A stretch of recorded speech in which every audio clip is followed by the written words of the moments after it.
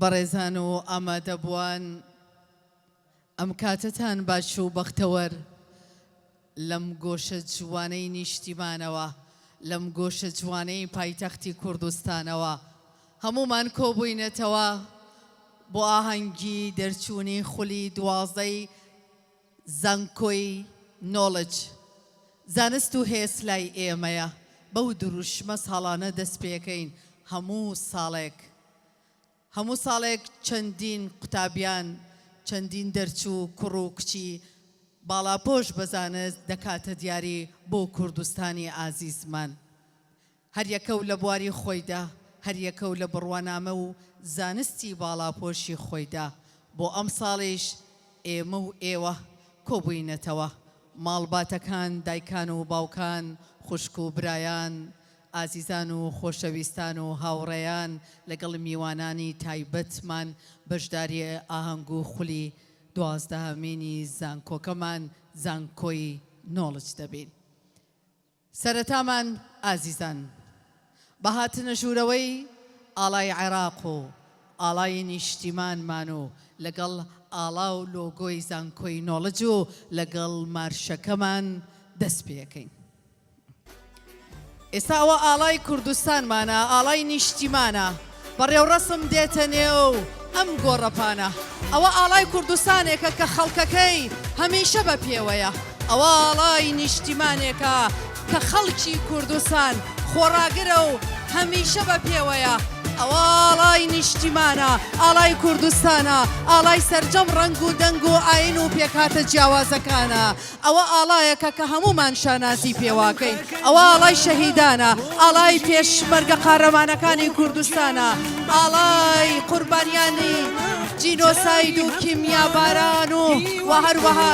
زیندانیانی سیاسی و لە سێدارەدان و هەموو قوربانیەکانی کوردستانە ئەوە ئاڵایەکە کە خەڵکەکەی هەمیشە شانازی پێواکە چونکە هەمیشە بە بەرزی دەشەکێتەوە ئەوە ئاڵایەکە لە هەر شوێنێ بشەکێتەوە کەرامەتی مرۆڤایەتی پارێزراوە لە هەر شوێنێ ئاڵای کوردستان هەبێ ئاوەدانی ئارامی پێکەوە ژیان هەیە ئەوە ئاڵایەکە کە خەڵکەکەی حکوومەتێکیان هەیە خۆڕاگرە و بەهێزە و پێداگرە ئەوە ئاڵایەکە کە خەڵکەکەی بەبێ جیاوازی بەسەربەرزی لە کوردستانەکەی داژی یاخوا بەخێر بێ ئاڵای نیشتیمان. ئێساش هاتنە ژوورەوەی ئەنجومەنی زانکۆ کە لەم بەڕێزانە پێکهاتوون لەگەڵ مارشی زانکۆ دێنە ژوورەوە. بەڕێزان دکتۆر ئەنوەر عومەر قادر سەرۆکی بەشی یاسا، مامۆستای یاریدەدەر ڕۆژگار خورشید مەحموود لە جیاتی ڕاگری کۆلێژی زانستەکانی کارگێڕی و دارایی، دکتۆر فواد ڕەشید عومەر سەرۆکی بەشی زمانی ئینگلیزی کۆلێژی ئاداب و پەروەردە، پرۆفیسۆری یاریدەدەر دکتۆر مەڕوان عەزیز محەممەد ڕاگری کۆلێژی ئەندازیاری، دکتۆر ڕزگار فاروق ڕەشید ڕاگری کۆلێژی زانست، مامۆستای یاریدەدەر سەرهەنگ هەیاس محەممەد سەرۆکی بەشی دەرمانسازی، پرۆفیسۆری یاریدەدەر دکتۆر ئالان حەیدەر مەولود ڕاگری کۆلێژی پزیشکی ددان بە وەکالەت، پرۆفیسۆری یاریدەدەر دکتۆر سەرەنگ قادر ئیبراهیم ڕاگری کۆلێژی پەرستاری بە وەکالەت، پرۆفیسۆر دکتۆر تاڵب خەلیل ئیبراهیم یاریدەدەری سەرۆکی زانکۆ بۆ کاروباری زانستی، پرۆفیسۆر دکتۆر ئەحمەدە نوەردزەی سەرۆکی زانکۆی نۆڵج،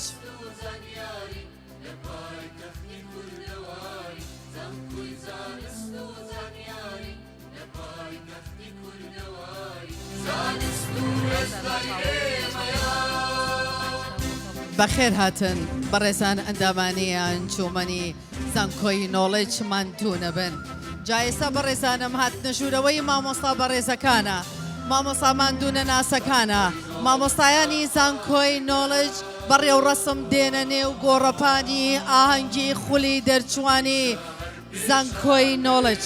مامۆستایانی ئازیزی زانکۆی نۆڵج، سڵاو لە پێگەیەنەرانی ڕۆڵەکانی نیشتیمان، سڵاو لە ڕێبوارانی ماندوونە ناسانی زانست، سڵاو لەوانەی خزمەت دەکەن چالاک و چوست، ڕێز و حورمەت و وەفا و ئەمەک بۆ مامۆستایان، سوپاسی شایەن و پێویست بۆ پەروەردەکاران ئێوە چرای هەمیشە پرشەوقی زانستن ئێوە بۆ گەیشتن بەلوتکە ڕێ دروستن ئێوە یەکەمین وانە بێژی زانکۆکە من ئێوە یەکەمین میوانی پۆل و پۆڵی خوێندنەکە من لە کاروانی زانستی وڵاتدا ڕێنیشان دەرن لە پێشخستنی ئاستی زانکۆدا کۆڵ نەدەرن سڵەو لە مامۆستایانی ئازیزی زانکۆی نۆڵج سڵاو لە پێگەیەنەرانی ڕۆڵەکانی نیشتیمان مامۆستایان بەخێر هاتن ماندوو نەبن لە ڕۆژانی سەخت لە نێو خەباتدا لە قۆناغی جیای مێژووی وڵاتدا لە نێو شۆڕش و ڕۆژی بەرخۆدان لە نێو ڕاپەڕین لە گوند و شاران لە نێو نەبوون و قات و قڕیدا لە ئێستای خۆشی و سەرفرازیدا مامۆسا هەردەم چرای گەشت بووە ئەو تروسکایی ڕۆژی ڕەش بووە بەڵێ مامۆستایانی ئازیز لە هەر ئاست و قۆناغێکدا بوو بێ نەیان هێشتۆ بۆ چرکە ساتەیە هۆڵی وانەکان بێوانە بن هەمیشە وەکو گوڵا و پرژێن زانستیان ڕژاندووە و بەخشیوە بە قوتابیان بە کوڕ و کچەکانمان بە ئازیزانمان بە دەرچوەکانمان یەخوا بەخێر بێن مامۆستا بە ڕێزەکانمان مامۆستا چرای ژیانمانە ڕۆشنکەری ڕێگەمانە مامۆستا گوڵی سەریەخە و میدالیای شانازیمانە ببینن ئاڵای کوردستان بە ئاسمانی هەولێردا چۆن دەبینن دەگەشێتەوە بەڵێ لە هەر شوێنێ ئەو ئاڵایە بگەشێتەوە ئاشتی ئاوەدانی ئارامی پێکەوە ژیان بەدی دەکرێ چونکە ئەوە ئاڵایەکە لە مێژووەوە هەتا ئێستا قوربانی بۆ دەین گیانفیدایی بۆکەین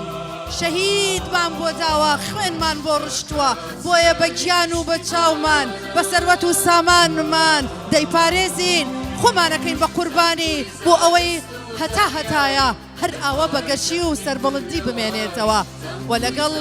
ئاڵا و لۆگۆی زانکۆی نۆڵج زانست و هێز لای ئێمەیە بە ئاسمانە ئەچریکێنێ هاوارەکە ئەڵێ منم زانکۆی نۆڵجم منم دەرگاکانم واڵایە بۆ قوتابیان بۆ کوڕان و کچان منم زانست دەبەخشم بە دەرچوان ئێستاش ڕێوڕەسمی هاتنە ژوورەوەی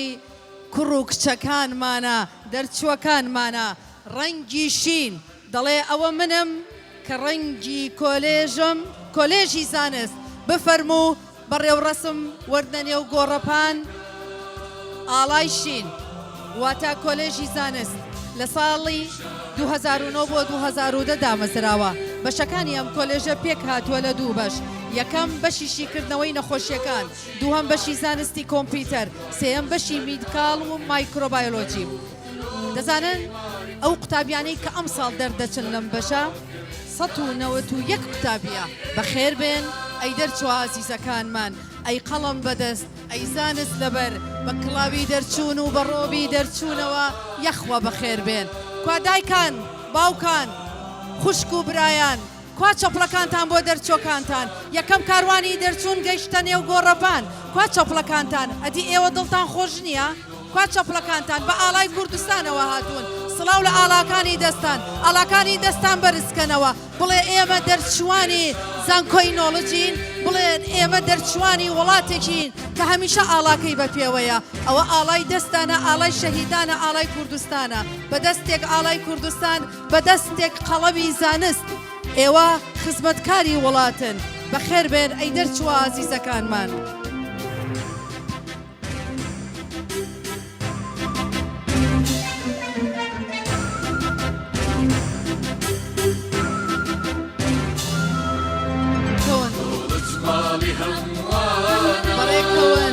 ئەمڕۆ ڕۆژی شاناسیە بەم لەحزەیە ئەمڕۆ دوا ساعتی زانکۆیە قۆناغێکی نوێی تۆیە نیشتیمان و دەستگاکان چاوەڕێی زانستی ئێوەیە خەڵکی شار و گوند و باژێر بۆ کارتان چاوی لە ڕێیە ئێوە دەبنە بەرەمهێن و خزمەتی کۆمەڵمان دەکەن بە زەینێکی پڕ لە زانست وڵاتمان بەرەو پێشەبەن سڵاو بێ لەو نیشتیمانەی ڕۆڵەی وەک ئێوەی پێگەیان سڵاو لە زانکۆی نۆڵج کە ئێوەی بەم ڕۆژە گەیان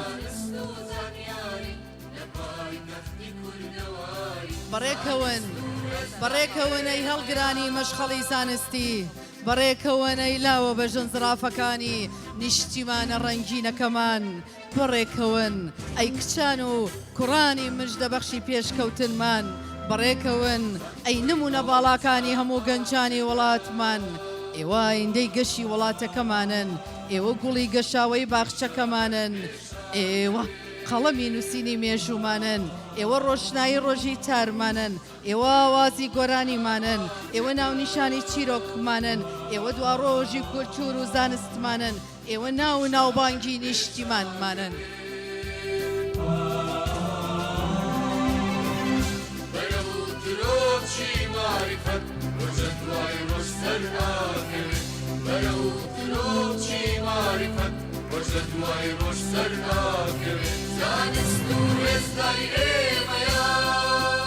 ئەو کوڕ و کچە جوانانەی کە ئەمڕۆ لەم گۆڕەپانن لاو کادیری زانستی خوێنگەرمی ئەم نیشتیمانن ئەمانە گوڵی وڵاتن نمونەی چوانی خەباتن مەژدەی ڕۆژانی بەهاتن دیوارەکانی قەڵاتن دەرچوانی زانکۆی نۆڵجن بۆ ڕۆشنکردنەوەی وڵات هێمای پێشبەچوونی ئێمن ڕۆشنایی تاریکی ڕێگەن ئەمانە هیوا و دوا ڕۆژمانن وەدیهێنەری ئاواتمانن چرای نێو ماڵەکانمانن ئایندەی نیشتیمانمانن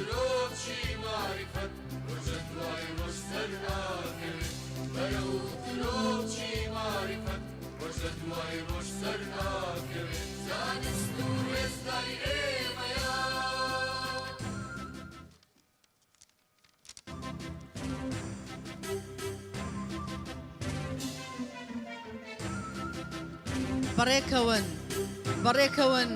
ئەی هەڵگرانی مەشخەڵی زانستی بەڕێکەوەن ئەی نمونە باڵاکانی هەموو گەنجانی وڵاتمان ئێوە ئایندەی گەشی وڵاتەکەمانن ئێوە گوڵی گەشاوەی باخچەکەمانن ئێوە گوڵی سەریەخەی مێشومانن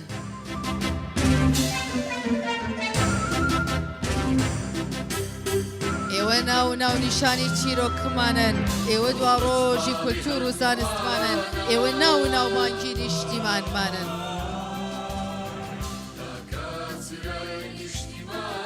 ئەمە دەبووان دەرچوە عەزیزەکان ئێستاش بە ناوی هەمووەوە بەخێرهاتنی بەڕێز کاک ئومێد خۆشناو پارێزگاری هەولێر دەکەین کە ئێستا گەیشتە نێو گۆڕەپانی ئاهەنگ بۆی بزانن کە ئەم ڕۆژەی ئێوە گەلک پیرۆزە هەموو گرنگی پێدەن جگە لەو هەموو سەرقاڵی و کارکردن جگە لەو هەموو جم و جۆڵیە بە نرخانەی کە ئەمڕۆ لە هەولێر دەکرێت ئێوە گەلک بە نرخن ئێوە موژدەی دڵەکانمانن ئێوە خەندەی سەلدێوەکانمانن ئەمڕۆ هەمووان ئامادەن بە تایبەت پارێزگاری هەولێر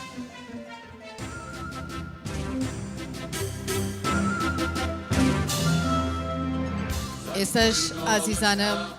کۆلێژی زانستە کارگێڕی و داراییەکان بە ڕەنگی مۆر بە ئاڵای مۆر دێنە نێو گۆڕەپانی ئاهەنگ ساڵی دامەزراندنی کۆلێژ 2009 بۆ 2010 بەشەکانی ئەم کۆلێژە پێک هاتووە لە دوو بەشی ژمێریاری بەشی کارگێڕی کار ژمارەی قوتابیانی دەرچووی 2023-2024 94 قوتابیە بەخێر بێن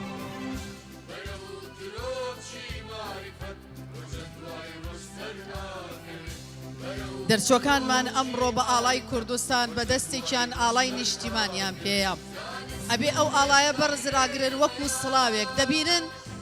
یەک بە یەک لە ئەندامانیان جومەنی زانکۆ بە پێوە وەستاوە ڕێز و حرمەت لە ئێوە ئەگرێ پیرۆزباییتان لەیەکە بەڕێتانەکەن بۆ قۆناغێکی تری نوێی ژیانتان بۆ خزمەتکردنی ئەم کوردستانە چونکە ئێوە ئاڵاتان پێیەنەوەیەکی داهاتووی ئەم نیشتیمانن ئێوە بە هەموو دنیاڵێن ئێمە دەرچوانی زانکۆی نۆڵجین ئەو زانکۆیەی کە بەناوبانگە لە زانست بەخشین لە ڕووی کوالێتی و گۆڕەپانی پان و بەرین و جوان و سەوزاییەک کە دڕفێنە لە ڕووی کوالێتی خوێندن و هۆبەکان و هۆڵی وانە لە ڕووی هەموو ئەو تاقیگایانە لە ڕووی هەمووی ئەو بەشە تایبەتانەی کە ساڵ بە ساڵ ئاشناتان دەکەن کوڕوکچەکانمان ئاشنا ئەکەن بە بەشی تایبەت بە کۆلێژی تایبەت بۆ خزمەتکردنی کوڕوکچەکان و خزمەتکردنی ئەم وڵاتە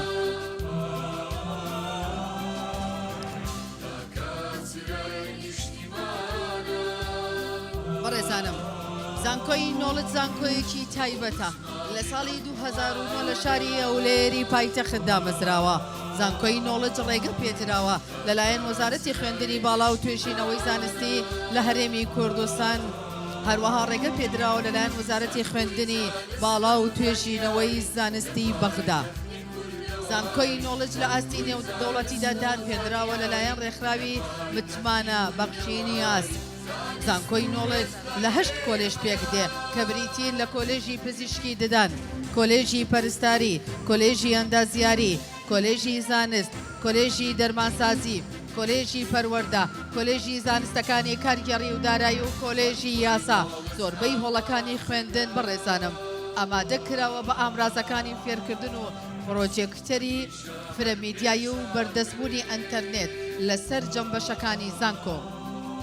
جا زانکۆی نۆڵج دەرمانخانەی لە نێو کۆلێژی دەرمانسازی دروست کردووە.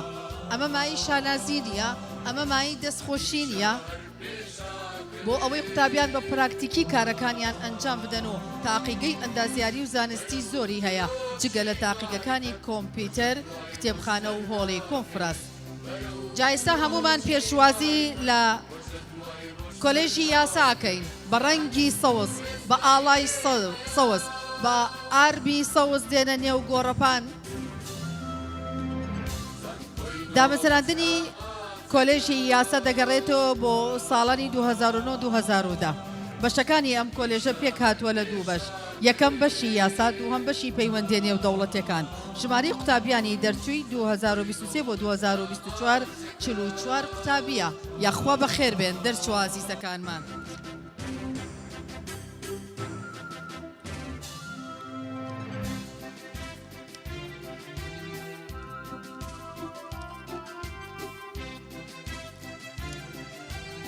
ئێرە زانکۆی نۆڵجە، ئێرە باخچەی لالەزار و گوڵی گەشاوەی زانستە،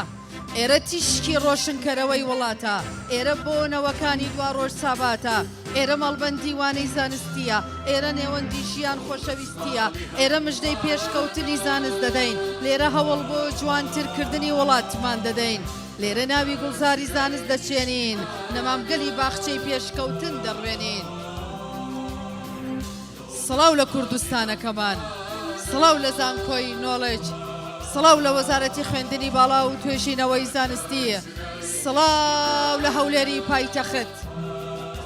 سڵاو لە دەرچوە ئازیزەکانمان. ئێستاش کۆلێژی ئەندازیاری بەڕێزانم دەرچوە ئازیزەکانی دێنە نێو گۆڕەپان بە ڕەنگی پورتەقاڵی. ساڵی دامەزراندنی ئەم کۆلێژە 2009-2010 بەشەکانی ئەم کۆلێژە پێک هاتووە لە 2 بەش. بەشی یەکەم بەشی ئەندازیاری نەوتە، بەشی دووهەم بەشی ئەندازیاری کۆمپیوتەرە. ژماری قوتابیانی دەرچووی بۆ ئەم ساڵی 24 قوتابیە.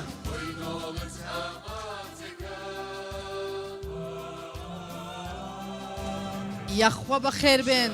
دەرچوانی ئازیزمان، ئەم کوڕ و کچە جوانانەی کە ئەمڕۆ لەم گۆڕەپانن لاو کادێری زانستی خوێنگەرمی ئەم نیشتیمانن، ئەمانە گوڵی وڵاتن، نمونەی جوانی خەباتن، مژدەی ڕۆژانی بەهاتن، دیوارەکانی قەڵاتن، دەرچوانی زانکۆی نۆڵجن بۆ ڕۆشنکەرەوەی وڵاتمان، هێمای پێشبەچوونی ئێمن، ڕۆشنی دەکەن ڕێگامان، ئەمانە هیوا و دوا ڕۆژمانن، وەدیهێنەری ئاواتمانن، چرای نێوماڵەکانمانن، ئایندەی نیشتیمانمانن. سڵاو لە زانکۆ جوانەکەتان، سڵاو لە زانکۆی نۆڵج، سڵاو لە قوتابیان، سڵاو لە کوڕ و کچانی کوردستان، سڵاو لە خوێنگەرمە خاوەن بڕوانامەکان. ئێستاش دەرچوانی کۆلێژی ئادا بە ڕەنگی زەرد دێنە نێو گۆڕەپان. لە ساڵی 2013-2014 دامەزراوە ئەم کۆلێژە. بەشەکانی ئەم کۆلێژە پێک هاتووە لە 1 بەش، بەشی زمانی ئینگلیزی. ژمارەی قوتابیانی دەرچووی 2023-2024 20 قوتابیە. بەخێر بێن کوڕ و کچەکانمان، بەخێر بێن.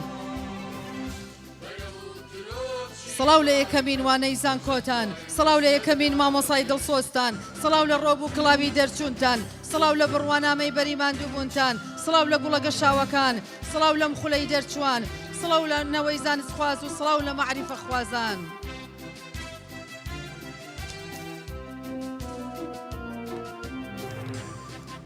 ئەم کوردستانە ڕەنگینە کاڵای دەشەکێتەوە،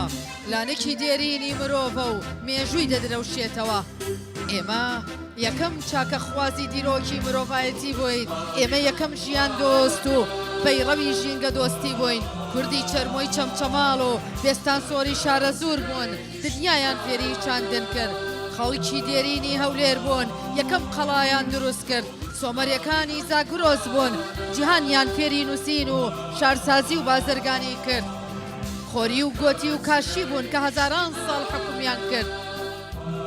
میتانی و باپیرانی کورد خەڵکیان فێری دەوڵەتداری و پیشەسازی و چاکسازی کرد کەی خوسرە و مادەکان بوون ئیمپەراتۆریایان دروست کرد ئەردەشێری بابەکی کورد بناغەی ساسانی داڕشت کوردستان زێدی میران و زێدی دانا و زانایان و عاریفانە کوردستان زێدی زریاب و شاعیرە کلاسیکەکانە کوردستان خاکی بەرگری و سەرکردەکاری سماکانە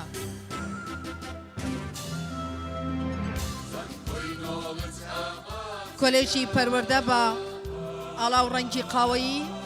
کە لە 2020-2021 دامەزراوە پێک هاتووە لە یەک بەشی زمانی ئینگلیزی دەرسوەکانی 33 کتابیان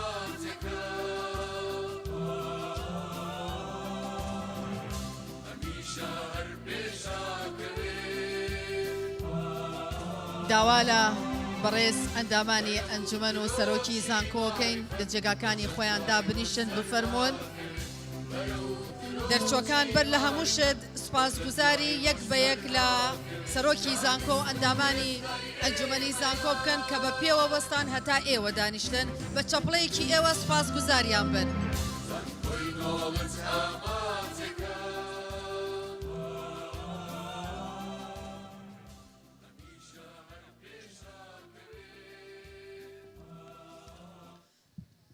بەناوی خۆدای گەورە و میهرەبان بەناوی پیرۆزی خاکی کوردستان ئامادەبووان و میوانانی تایبەت و هێژامان بەڕێزان خانەوادە و ماڵبات و کەس و کار و ئازیزانی دەرچۆ بەڕێزەکانمان دەرچوانی خۆشەویست ئێوارەتان باش لەم پاییزە جوانەی هەولێرەوە پێتان ئەڵێین بەخێر بێن ئەمڕۆ لەم گۆشە جوانەی هەولێری پایتەختەوە لە گۆڕەپانە جوان و ڕەنگین و سەوس پۆش و ژینگە پارێزەکەی زانکۆی نۆڵجەوە بە ناوی خاوەنی زانکۆ و سەرۆکی دەستەی ئەمیندارانی زانکۆ و سەرۆکی زانکۆ و ئەندامانی ئەنجومەنی زانکۆ و مامۆستا بەڕێزەکان و سەرجەم کارمەند و فەرمانبەرانی زانکۆی نۆڵجەوە یەک بە یەک پێتان ئەڵێین بەخێر بێن بۆ ئەم ئاهەنگە بەخێر بێن بۆ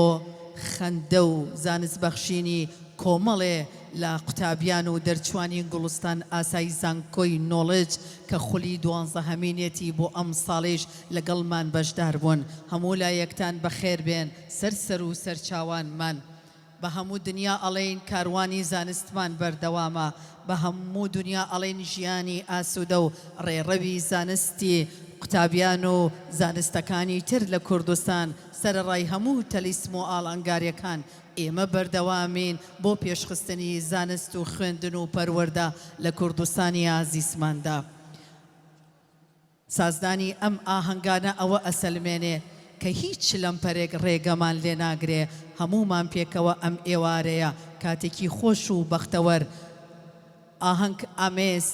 زانست بەخشین و هەروەها دڵخۆشی کوڕ و کچەکانمان ئەم ئێوارەیە بە یەکەوە دەبەینە سەر جارێکی تر هەموو لایەکتان بەخێر بێن سەر و سەرچاوانمان بەڕێزانم بە چەند ئاەتێک لە قورئانی پیرۆز دەست پێکەین لەلایەن بەڕێز مامۆستا محەممەد مەلا حەیدەر با بفەرمێت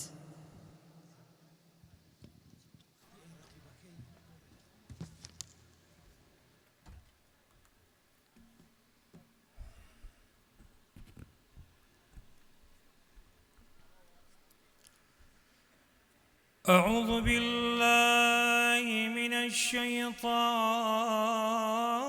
الرجيم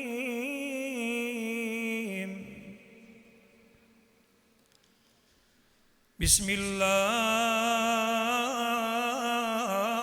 الرحمن الرحيم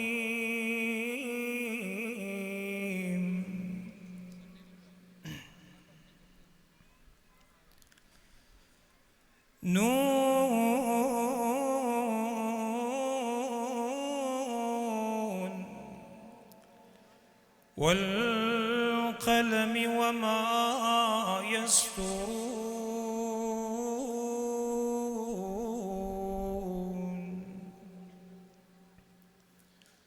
ما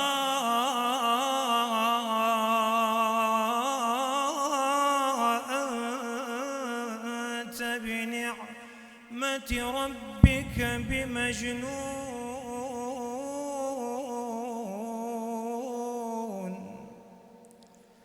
وإن لك لأجرا غير ممنون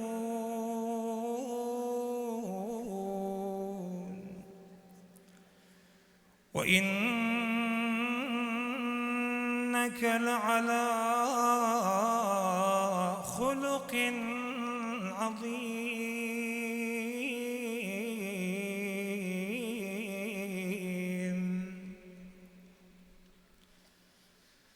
بسم الله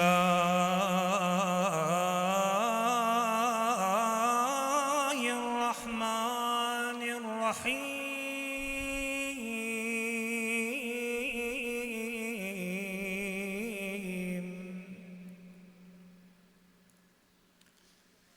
قل هل يستوي الذين يعلمون قل هل يستوي الذين يعلمون والذين لا يعلمون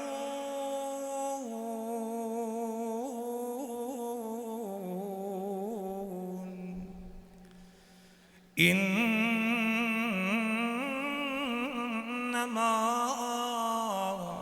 يتذكر أولو الألباب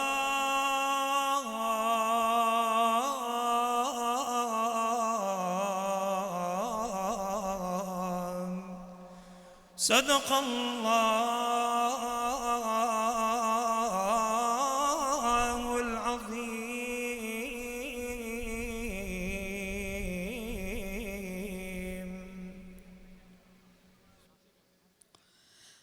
بەڕێزانم ئەوەی کە جێی باسەکە ئێستا لێرەدا باسی بکەم ئەوەیە کە زانکۆی نۆڵج هەلیکار بۆ قوتابیانی یەکەمەکانی خۆی دابین کردووە کەوا چەندی قوتابی وەک موعید و فەرمانبەر لە کۆلێژەکان دامەزراون و لەم 2 ساڵی ڕابردوو بێگومان ئەوە بەرنامەی خۆیەتی کە هەموو ساڵێک ئەو کارە پیرۆزە ئەنجامەدات. ئێستاش جوانترین دەستپێک بۆ ئەم ڕۆژە گرنگە ئەوەیە بۆ ڕێزگرتن لە هەموو ئەو شەهیدانەی لە کاروانی زانستخوازی و ئازادی خوازانەی کوردستان گیانیان بەخشی بۆ هەموو شەهیدانی ڕێگای ڕزگاری کورد و کوردستان ساتە وەختێک ڕادەوەستین و ماتەم دەنوێنین لەگەڵ سرود و مارشی ئەیڕەقی بفەرمونون.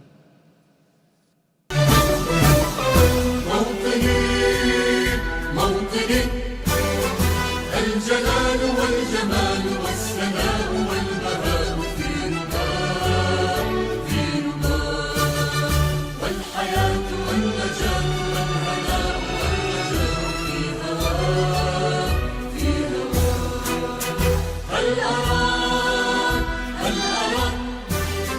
سالما منعما وغانما مكرما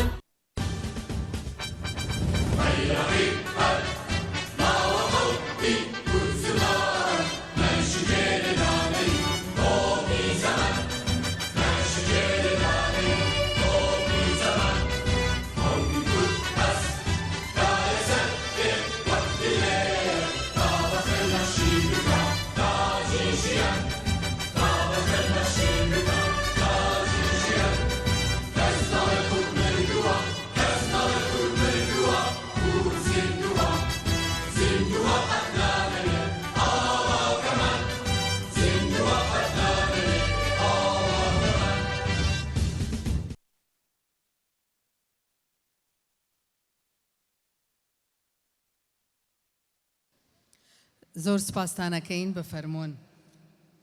بەڕێزانم سنتەری پەرەپێدانی کاری زانکۆ هەمان پێشانگای ساڵی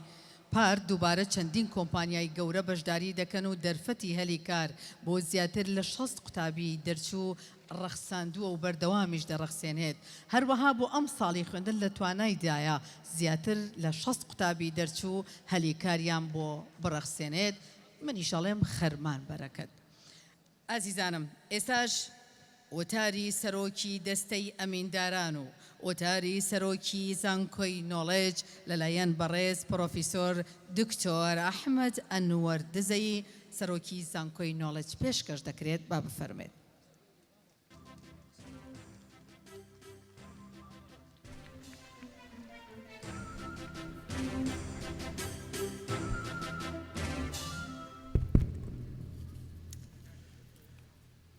بەناوی خوای گەورە و میهرەبان بەڕێز نوێنەری وەزیری خوێندنی باڵا بەڕێز پارێزگاری هەولێر بەڕێزان ئامادەبوانی خۆشەویست سەرۆک زانکۆکان و نوێنەرەکان و جێگرەکانیان و مامۆستایانی زانکۆ و میوانانی عازیز زۆر زۆر بەخێر بێن بەناوی خۆم و دەستەی ئەمیندارانی زانکۆ بەختەوەر و سەرفرازین کە ئەمڕۆ دەبینین دەستەیەکی دیکە لە دەرچوان و قوتابیە زانست پەروەرەکانی خولی 12 دەرچوانی زانکۆمان کە ژمارەیان 406 قوتابیە ماڵاوایی لە زانکۆ دەکەن ڕوو لە گۆڕاپانەکانی خزمەت بە کۆمەلگا دەکەن بۆ ئەوەی وەک کۆمەڵە ڕۆڵەیەکی ئەمەکدار بە خاک و نیشتیمان تەمەنی ئایندەی خۆیان بۆ بنیاتنانی وڵاتەکەیان و گەشە سەندن و پەرەپێدانی تەرخان دەکەن و لە تێکڕای بوارەکانی ژیاندا خانەوادەی دەرچوانی خۆشەویست خۆشبەختانە دەرچوونی ئەم دەستە قوتابیانە لە هەلومەرجێکی هەستیار و ناسکدایە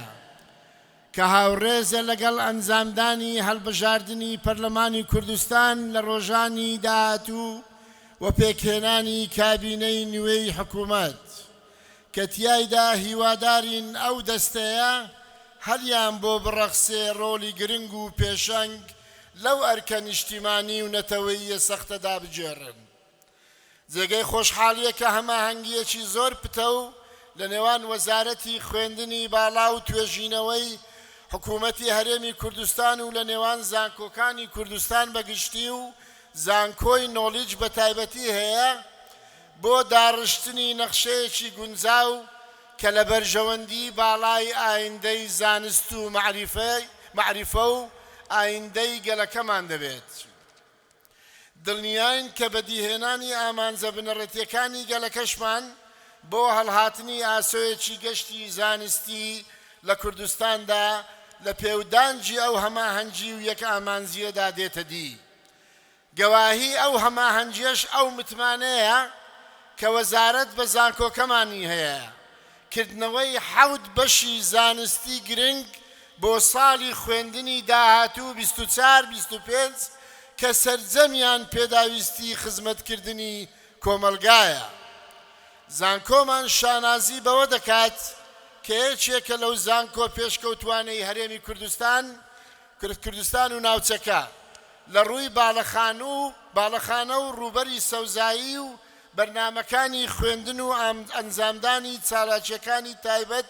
بە خزمەتکردنی کۆمەلگا و بۆچوونەکانی حکوومەتی هەرێم و جێبەجێکردنی سەرجەم بەرنامەکانی دڵنیایی زۆری و تەندروستی و سەلامەتی و جێبەجێکردنی پێواژەی بۆلۆنیا لە سەرجەم کۆلیژەکان و بەشەکانی زانکۆمان کە ڕۆلی گرنگی هەیە لەوەی کە قوتابی سەنتەری زانیاری بن لە زانکۆ زانکۆمان سەربەرزە کە گەورەترین سەنتەری ئایلسی هەیە تایبەت بە ئەنجامدانی تاقیکردنەوەکانی زمانی ئینگلیزی بە هەماهەنگی لەگەڵ ڕێکخراوی نۆستالجیا و بریتیش کانسل چەندین زۆرە تاقیکردنەوەی تێدا ئەنجام دەدرێت لە ڕووی بەشداریکردن لە چالاکیەکانی کەلتوری ڕەسەنی کوردەواری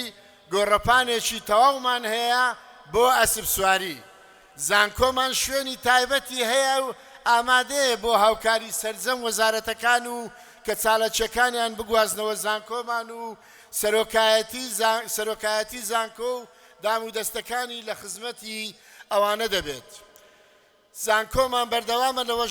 واژۆکردنی بە ڕێکەوتنامەی گرنگ لەگەڵ زانکۆکانی دەرەوە بۆ جێبەجێکردنی چەندین بەرنامەی گرنگ بەم زوانە دوای وەرگرتنی ڕەزامەندی وەزارەت دەست دەکرێت بە جێبەجێکردنی بەرنامەی وەرگرتنی دوو بڕوانامە دەبل دیگری پرۆگرام لەگەڵ چەندین زانکۆی ئەوروپی و عەرەبی کە قوتابی نیوەی خوێندنی لە زانکۆمان لێرە ئەنجام دەدات و دواتر لە زانکۆی دەرەوە خوێندنەکەی تەواو دەکات. بڕوانامەی هەردوو زانکۆ وەردەگرێت. هەماهەنگیەکی زۆر گرنگ هەیە لە نێوان زانکۆمان و پەیمانگاکان کە جگە لە داشکاندنی وەزارەت لە کرێی خوێندن زانکۆمان کە 120 بۆ دەرچووە یەکەمەکانە و 115 بۆ دەرچوانی ئەو پەیمانگایانەیە جێبەجێ دەکات کە ئارەزووی درێژەدان بە خوێندن لە زانکۆی ئێمە دەکات. زانکۆمان چەندی کورسی خوێندنی بە خۆڕایی دابین کردووە بۆ قوتابی کەم دەرامەت و کوڕ و کچی شەهیدان. زانکۆمان داشکاندنی 150 و 135 و 120 دەکات بۆ یەکەم و دووەم و سێەم لەسەر ئاستی قۆناغەکانی خوێندن لە زانکۆمان. لەوە زیاتر ئەمڕۆ لە کۆتایی ئەو ئاهەنگە سەرسوورمانێکی زۆر خۆشمان هەیە بۆ قوتابیانی دەرچوو و هەروەها بۆ ئەو قوتابیانەی کە ڕازی دەبن لە زانکۆی ئێمە درێژە بە خوێندنیان بدان. ئەم ساڵ لە سانانی ڕابردوو زیاتر هەوڵ و ئەنجامدانی کۆنفرانسی هاوبەشمان داوە لەگەڵ زانکۆکانی کوردستان و ناوەندەکانی لێکۆڵینەوە بە ئامانجی ئاوێتەکردنی تواناکان و گۆڕینەوەی ئەزموونی زانستی لە ئەمڕۆی پێشکەوتنی زانستیدا بۆ گۆڕینی سیستم و ریفۆرمی خوێندنی زانکۆمان بۆ ئەم ساڵ هەولی زۆر دراوە بۆ بە ئەلکترۆنیکردنی شێوازی بەڕێوەبردن لە زانکۆ و بەرنامەکانی خوێندن. هیوادارین لەگەڵ ئەو گۆڕانکاریە خێرایانەی بەڕێوەن هەموو ئەو کاریگەریە کاتیانەی بۆ ماوەیە کوردستانیان خستە ژێربارێکی گرانی سیاسی و ئابووری و کۆمەڵاتیەوە نەمێنن هەلومەرزێکی سەقامگیر و ئارام ڕوومان تێبکات کە زەمینە خۆشکەر بێ بۆ گەشانەوە و پێشکەوتن و سەقامگیری لە تێکڕای بوارەکانی ژیان و گەلەکەمان. سەرەتایەکی نوێ بۆ دەستپێک بە قۆناغێکی نوێ لە ئاشتی و تەبایی و برایەتی و دیموکراسی دەست پێ بکاتەوە. گەلەکەمان بەردەوام بێت لە خەباتی مەدەنیانەی خۆی بەرەو ئاوەدانی و خۆشگوزەرانی و مەدەنیەت لە کوردستاندا. هیوادارین ئەو دەستە قوتابیەی ئەمڕۆ زانکۆ بەجێدێڵن دەرفەتی بەردەوامبوون و بەرجەستەکردنی زانست و توانستەکانیان بۆ خزمەتکردنی ئەو کۆمەلگایە بەرجەستە بکرێت لە کوردستانێکی نوێدا کار بۆ بنیاتنان و ئاوەدناکردنەوە و پێشکەوتن بکەین. پیرۆزبایی گەرممان بۆ ئەو قوتابیە دڵپڕ لە خۆزگانەی توانیان سەرکەوتن بەدەست بێنن. پیرۆزبایی بۆ ئەو مامۆستا کۆڵنەدارانەی ئایندەی ئەو قوتابیانیان بە گەورەزانی لە کێشە و ئارێشەکان. پیرۆزبایی لە کەسوکاری دڵپڕ لە ئومێدی قوتابیان. پیرۆزبایی لە زانکۆی نۆڵج لە دەستەی ئەمینداران کە سەرجەم پێداویستەکانی ئەو زانکۆیە دابین کردو. پیرۆزبایی لە سەرۆکایەتی زانکۆ و مامۆستایان بۆ پێگەیاندنی نەوەیەکی نوێ لە ڕۆڵەکانیان. پیرۆزبایی لە شاری هەولێری خۆشەویستمان. پیرۆزبایی لە کورد و پیرۆزبایی لە کوردستان ئێوەش هەرشاد و کامەران بن. بەڕێزان و ئامادەبووان ئەوەی کە جێی باسە لێرەدا زانکۆی نۆڵج زیاتر لە 100 قوتابی بەبێ بەرامبەر واتە کورسی خۆڕایی وەک زمانە دابین کردووە و دابین کراوە بۆ قوتابیان بۆ ساڵی خوێندنی 2023-2024 و ئەو پرۆسەیە هەر بەردەوامە. داوا لە دەرچوە ئازیزەکانەکەم تکایە شوێنەکانی خۆتان چۆڵ مەکەن بفەرموندا بنیشن ئەم ئاهەنگە بۆ ئێوەیە بۆ ئێوەمان ساز کردووە لە هەر شوێنێکن بفەرمون وەرنەوە بۆ ئێرە. بەڕێزانم ئێساش وەتاری وەزارەتی خوێندنی باڵا و توێژینەوەی زانستی حکوومەتی هەرێمی کوردستان پێشکەش دەکرێت لەلایەن بەڕێز دکتۆر ئەمیر چاڵی ڕاوێژکاری لە وەزارەتی خوێندنی باڵا با بفەرمێت.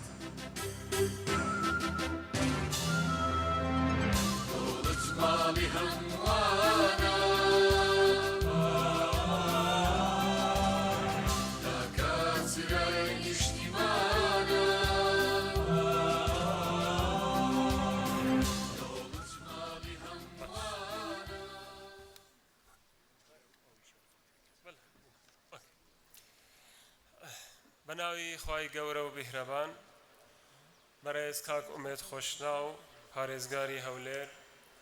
بەڕێز دکتۆر ئەحمەد زەیی سەرۆکی زانکۆی نۆڵێج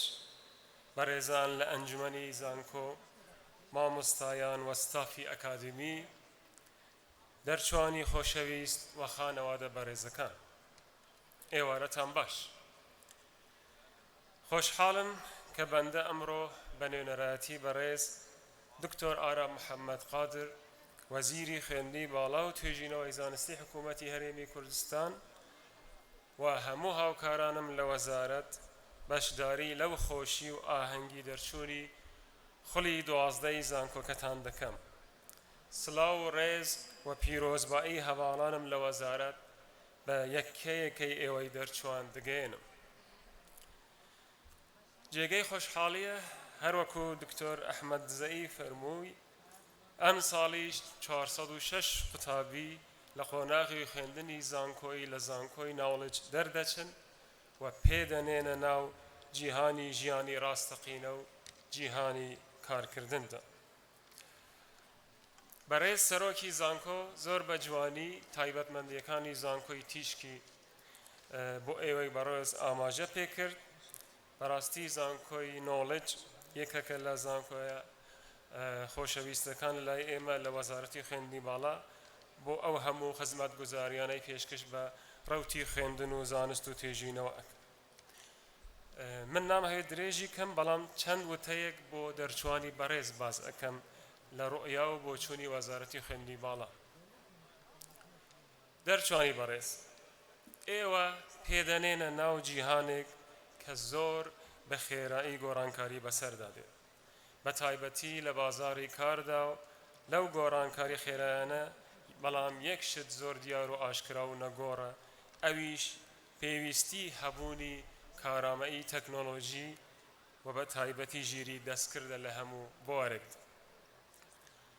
لەمڕۆدا خاوەنکارەکان بە دوای کەسانێکدا دەگەڕێن کە نەتەنها کارامەیی تەکنیکی لە زانکۆ وەردەگرن بەڵکو توانای خۆگونجاندن داهێنان و بیرکردنەوەی ژیرانیان هەبێت هەندێک کارامەیی هەیە کە ناسراوە بە سۆفت سکیلز یان کارامەیی نەرمەکان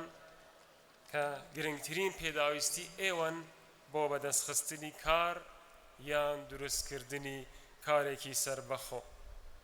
ئەو کارامەیانەش هەروەکو کە ئێوە دەزانن بریتینە لە critical thinking واتە بیرکردنەوەی ژیرانە problem solving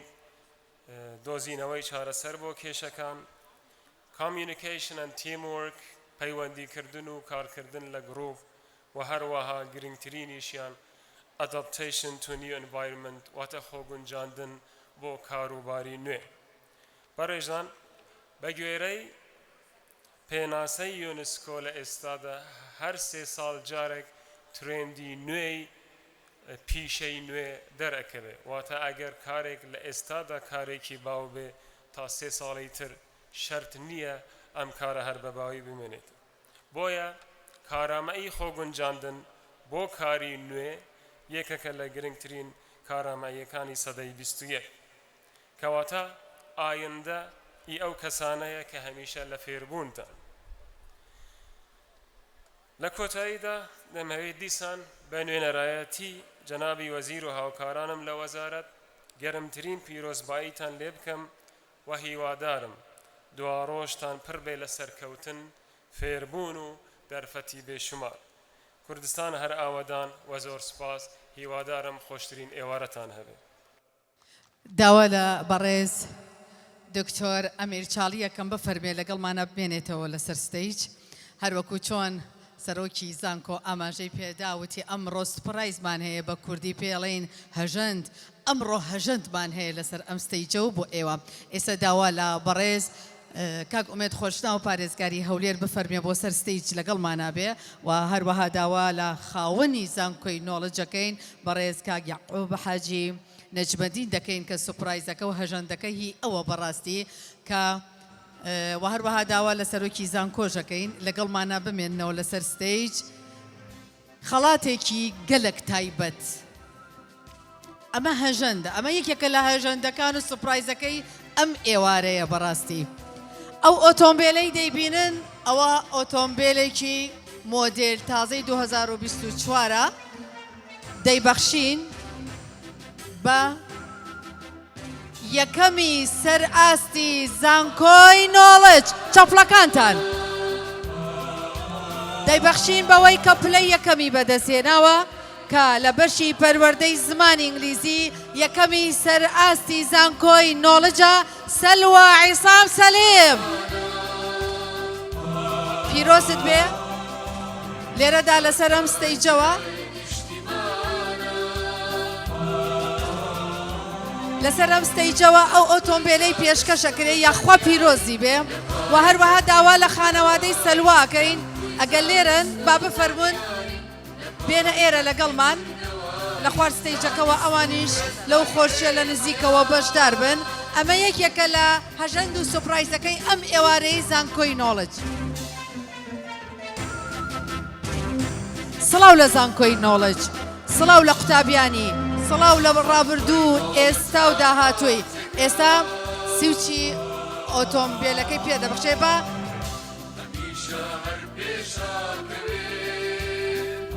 خانەوادەکەی بە ئەلێرە بۆستن پیرۆستان بێ نوخشە بێ لە هەموو کات و ساتێکی کە خەڵات باران بکرێ یەکەم بێ نوخشە بێ لە هەموو دەرچوان لە کوڕ و کچەکان سڵاو لە زانکۆی نۆڵج سڵاو لە دەرچۆکانمان سڵاو لە خزمەتی پیرۆزی دوا ڕۆژتان سڵاوتان لێبێ هەڵگرانی پەیامی زانستی سڵاو ئەینەوەی پێش بەچوون و کولتوری هاشتی سڵاوتان لێبێ کچان و کوڕانی پەروەردەی ڕاستی پیرۆزت بێ سەلوەخان جێگەی خۆیەتی دەستخۆشی و پیرۆزبایی لە باوک و دایک و خانەوادەی سەلوا بکەین ئێوەش پیرۆستان بێ ئێوە گەلەکمان دوو بوون ئێوە ئەم ڕۆبەری ڕەنجی چەند ساڵەی خۆتان دووریەوە زۆر سپاس بۆ بەڕێز کاگومێد و دکتۆرم کە لەگەڵمان نابوون سپاس بۆ کاگ یاعقوب کە خاوەنی زانکۆیە کە لەگەڵمان نابوون بۆیە ئەم بڕگەیەمان پێشخست بەڕێزانم لەبەر ئەوەی کە جەنابی پارێزگارکاری هەبوو بۆیە پێشمان خست دەستان خۆش بێ پیرۆز بێ سەلوەخان ئەو ئۆتۆمبیلە هیوادارین کە شەقامەکانی هەولێر شەقامە ئاوەدانەکانی هەولێری پێ ببینی پیاسە بکەی گەڕانی تایبەتی پێ بکەی پیرۆستان بێ فرمێسکی خۆشی ئەڕژن داوا لە هەموو ئەو بەڕێزاناکەین ئەوانەی کە لە نێو گۆڕەپانەکانن بەردەمی میوانانمان بۆ چۆڵ بکەن ئێوە ئەگەر وازانم ئەندامانی لیشتن ئەگەر بەردەمی میوانانمان بۆ چۆڵ بکەن سوپاسدانەکەین دوایی ئەگەڕێینەوە بۆ لای دوو هەموو سێیەمی سەرئاستی زانکۆ و دەگەڕێینەوە بۆ لای یەکەم و دووەم و سێیەمی سەرئاستی بەشەکان خەڵاتی تایبەتیان هەیە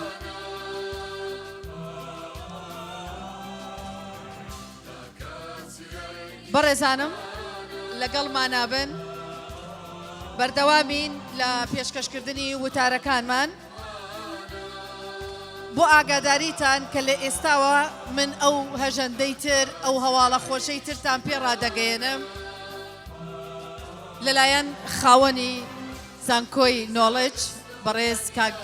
یاعقۆب حاجی نەجمەدین ئەویشی کردۆتە دیاری با بە ئێوەی بڵێم ئەو دەرچوانەی کە ئەم ساڵی خوێندن کوڕکچەکانی ترتان ئەوانەی کە دەیانەوێت لە زانکۆی نۆڵج بخوێنن ناوەکان هەمووی ئەچێتە تیر و پشکەوە بەبێ جیاوازی ئەوانەی کە دەیانەوێ ساڵی خوێندنیان لە زانکۆی نۆڵج بێ ناویانەچێتە تیر و پشکەوە ئەزانن بۆ ئەوەی هەر کەسێک دەرچوو لەو تیر و پشکە هەر کەسێک ناوی هات ئەویش دەبێتە خاوەنی ئۆتۆمبیلێکی تر کەواتە ئێوە دەست و برد بکەن ئەو قوتابیانەی کە لە پۆلی 12 دەرچوون و دەیانەوێ بێنە زانکۆی نۆڵج ئەو دەرفەتەشی هەیە ئەو بەختەشی هەیە کە تاقیە کاتەوە و ئەبێتە خاوەنی ئۆتۆمبیلێک ئەمە یەکێکە لە سوپرایزەکەی ترمان واتە هەژەندەکەی ترمان هەژەندێکی تریشمان هەیە پاشکەمێکی تر پێتان ئەڵێم واتە چەند لەگەڵمان نابن ئێوە زەرمەند نابن سودبەخشە بن ئەی کوڕ و کچانی جوانی وڵات ئەی کادیرانی مەیدانی خەبات کوردستان چاوی لە هەوڵتانە چاوی لە توانا و لە زانستانە دەسابا هەموو دەست لە ناو دەستکەین کۆمەڵگە و وڵات پێکەوە سەرخەین ئادەی دەرچوەکان لەگەڵم بن ئێوە ئامادەن گیانتان بسپێرن بە خاکی کوردستان بۆ سەرخستنی بە چەپڵە وەڵامم بدەنەوە کەواتە چەپڵەیەکیش بۆ زانکۆی نۆڵج لێ بدەن کە ئێوە ئەمڕۆی کردە دیاری و خەڵات بۆ کوردستان یەک چەپڵەی تایبەت بۆ زانکۆی نۆڵج ئێستاش وتاری نوێنەری قوتابیان لەلایەن بەڕێز بەکر محەممەد پێشکەش دەکرێت با بفەرمێن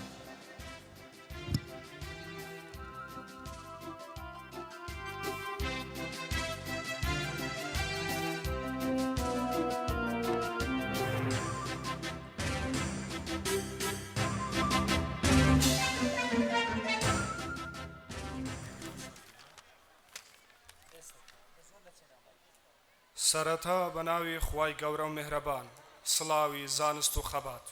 بەڕێز سەرۆکی دەستەی ئەمینداران دەشتی حاج نەجمەدین بەڕێز سەرۆکی زانکۆ دکتۆر ئەحمەد ئەنوەر دزەی بەڕێز بەرپرسی نووسینگەی زانکۆ پەیمانگە ناحکومیەکانی یەکەتی قوتابیانی کوردستان میێوانانی حزبی و حکومی هەموو لایەک بەخێر بن بە ناوی لێژنەی نوێنەرایەتی یەکەتی قوتابیانی کوردستانی زانکۆی نۆڵج بەخێرهاتنی یەک بە یەکتان دەکەین زۆر بەخێر بێن لە ناخی دڵمانەوە پیرۆزبای گەرم ئاراستەی قوتابیانی دەرچوو دەکەی لە سەرجەم بەشەکانی زانکۆکەمان هیوای سەرکەوتنی زیاتریان بۆ دەخوازین دڵخۆشین کا قوتابیانمان لە زانکۆیەکی پێشکەوت و وەکو زانکۆی نۆڵج لە پسپۆڕی جیاجیا بڕوانامەی بەکەلۆریۆز بەدەست دەهێنن لێرەدا سوپاسی بەڕێز سەرۆکی حکومەتی هەرێمی کوردستان ڕێزدار مەسرور بارزانی دەکەین سەرەڕای هاتنە پێشەوەی دۆخی ئاڵۆزیش هەمیشە ڕێگەی خۆشکەر بوو گرنگی بە چینی قوتابی داوە ئێمەش بەڵێن دەدەین لە هەردام و دەستگایەکی تایبەت و حکومی بین و بە دڵسۆزی وەفاداری لە خزمەتی گەل و نیشتیمان بین و کوردستان بەرەو پێش ببین لێرەوە بە پێویستی دەزانم سوپاس و پێزانینی تایبەتی مامۆستایانی بەڕێز و خۆڕاگر بکەم کەماندوون ناسانە خزمەتیان کردووە بۆ باشترکردنی ئاستی زانستی لە کۆمەلگاوە ئێمەش وەک یەکەتی قوتابیانی کوردستان لە ماوەی ساڵانەی ڕابردوو وەک هەمیشە بە ئەرکی نیشتیمانی خۆمان هەستاوین بە خزمەتکردنی قوتابیان و پشتیوانی کردنی هەر بڕیارێک کە لە خزمەتی قوتابیان دەبێت هەمیشە وەک یەکەتی قوتابیانی کوردستان بە ئەرکی خۆم هەستاوین بە بەرزکردنەوەی ئاستی زانستی و بەرەو پێشبردننی زانکۆی نۆڵج لە کۆتاییدا قوتابیانی دەرچوو ڕێگەم پێ بدەن بە ناوی ئێوە سوپاسی پێشمەرگە قارەمانەکان بکەین کە شەونۆ خۆنی دەکەن لە پێناو پاراستنی خاکی کوردستان و دەستەی دایکە شەهیدان ماز دەکەن ڕێگەم پێ بدەن سوپاسی هەڤاڵانم بکەم لە لێژنەی نوێنەرایەتی یەکەتی قوتابیانی کوردستان کە هەمیشە هاوکار و داکۆکیکار مافەکانی قوتابیان بوون بژیت کورد بژیت کوردستان هەر شەکاوە بێت ئاڵاکەمان زۆر سپاس داوا لە دەرچوانەکەین ئێستا بڕگەیەکی گەلە گرنگ هەیە بفەرمون وەرنەوە جێگاکانی خۆتان داوا لە هەموو دەرچوانەکەم ئەوانەی کە گوێبیستی دەنگی منن تکایە وەرنە جێگاکانی خۆتان بڕگەیەکی گەلە گرنگ هەیە بۆ ئێوە دەبێ ئێوە ئەنجامی بدەن بەڕێزانم بۆ ئەم ساڵی خوێندن کە ساڵی خوێندنی 2024-2025 ئەم بەشانەی خوارەوە کراونەتەوە لە زانکۆی نۆڵج بەشی تەکنیکی پاڵاوتنی نەوت و گاز بەشی تەکنیکەکانی ژیری دەستکرد بەشی تەکنیکەکانی ئاسایشی ئەلکترۆنی تەکنیکەکانی وێنەگرتنی تیشک بەشی تەکنیکی سڕکردن بەشی تەکنەلۆژیای دروستکردنی ددان بەشی چارەسەری سروشتی بەشی کیمیا کەواتە دەستخۆشی و پیرۆزبایی لە زانکۆی نۆڵجەکەین هەر لە ئێستاشەوە پیرۆزبایی لەو قوتابیانەکەین کە ئەم ساڵی خوێندنیان دەستپێکیان زانکۆی نۆڵج هەڵەبژێرین دەرچوان ئەوانەی کە گوێبیسید ئەم ئاگاداریان تکایە وەرنەوە شوێنەکانی خۆتان بڕگەیەکی گرنگ هەیە بۆ ئێوە بەناوی سەرۆکی دەستەی ئەمینداران کاک دەشتی حاجی یعقوب وێڕای ئەوەی کە سەرەتا بە خێراتنی ئێوەی بەڕێز و خۆشەویستی کرد خۆشحاڵ و سەرفرازە بە ئامادەبوونی ئێوە هەمیشە ئەو بەڵێنە دووپاتەکاتەوە کە هەتا پێیان بکرێ خزمەتی دەرچوان و خزمەتی زانست و پەروەردە بکەن لە زانکۆی نۆڵج بەڕێزانم ئێستاش بڕگەی سوێن خواردنمان هەیە دەرچوان هەمووتان تێکڕا هەستنە سەر پێ ئەم بڕگەیە گەلە گرنگە بۆ ئێوەی دەرچوو دەرچووەکان هەموو لە شوێنەکانی خۆتانن هەمووتان بە پێوە بۆستن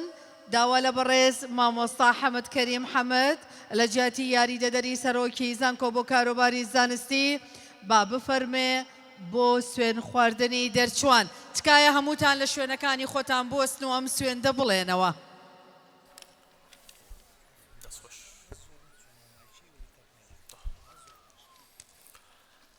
بەناوی خوای گەورە و میهرەبان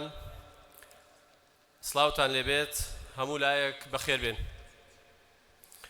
قوتابیانی عزیز سەرکەوتن و دەرچوونتان پیرۆز بێت هیوای داهاتوێکی گەشتان بۆ دەخوازین خۆشەویستان قوتابیانی عزیز هەڵسنە سەر پێ لەگەڵم بن ئامادە بن کاتی ئەداکردنی سوێندی دەرچوونە هەر بەشێک لەو سوێندەی من دەیخوێنمەوە ئێوەش لە دوای من بیڵێنەوە سوێندم بە خوای گەورە بە خاکی نیشتیمان کە هەردەم دڵسۆزی گەل و نیشتیمانەکەم بم ئەمەکدار بم بەرامبەر بەوانەی کە فێریان کردوم ئەو زانستەی کە فێری بووم بۆ پاراستن و بەرەو پێشبردنی گەل و نیشتیمانەکەم بەکاری بێنم بەرامبەر بەخوا و گەلەکەم بەرپرسیارم لەوەی کە دەیڵێم پیرۆستان بێت سەرکەوتوو بن کەواتە ئەبێ بڵێن سوێندی پیرۆزی دەرچوونتان دەگاتەوە و پەڕی شارم ئاڵاکانتان بەرزکەنەوە گوزارش لە خۆشیەکانتان بکەن سوێندی پیرۆزی دەرچوونتان ئەگاتەوە و پەڕی شارم ئەو زانستەی پێی چەکدارن ڕۆشن دەکات شەوی تارم پیرۆز بێ ڕۆژی دەرچوون مبارەک بێ بڕوانامە نوخشە بێ لە دوا ڕۆژی ڕۆن لە دکتۆرا و ماستەرنامە پیرۆز بێ لە قوتابیان پیرۆز بێ لە زانکۆی نۆڵج پیرۆز بێ لە دایکان و باوکان ئەم کات و ساتانە لە هەموو لایەکتان پیرۆز بێ پیرۆز بێ لە هەولێری پایتەخت پیرۆز بێ لە کوردستانیان با چەپڵەکانتان دایکان و باوکان پیرۆزبایی گەرم لە دەرچووەکانتان بکەن لە کوڕ و کچەکانتان بکەن ئێوە ئەمڕۆ ماندووتان دەحەسێتەوە ئێوە ئەمڕۆ بەری ماندووبوونتان دەحەسێتەوە پیرۆز بێ لە مامۆستایانی زانکۆی نۆڵج پیرۆز بێ لە سەرۆکی زانکۆ لە ئەندامانی ئەنجومەنی زانکۆی نۆڵج پیرۆز بێ لە خاوەن و لە سەرۆکی دەستەی ئەمینداران یەخۆ پیرۆستان بێ ئەم ڕۆژ و کات و ساتەتان زۆر گەرم و گوڕن نوخشە بێ لە دوا ڕۆژی ڕوون لە ماستەر لە دکتۆرا ئاڵاکانتان بەرزکەنەوە یەک سڵاو بۆ هێزی پێشمەرگەی کوردستان سڵاوێک بۆ کوردستانی ئازیزمان سڵاوێک بۆ هەولێری پایتەختمان سڵاو بۆ حکومەتە خۆڕاگرەکەمان سڵاو بۆ ئەو ئاوادانانی لە نیشتیمانمانە هەیە دەستان خۆش بێ هەر لە خۆشیابن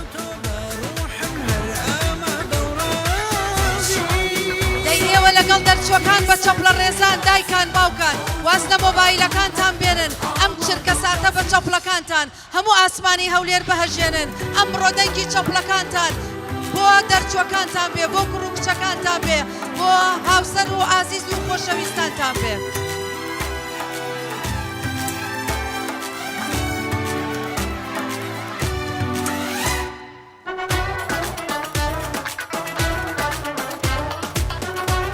پیرۆستان بێ دەستان خۆش بێ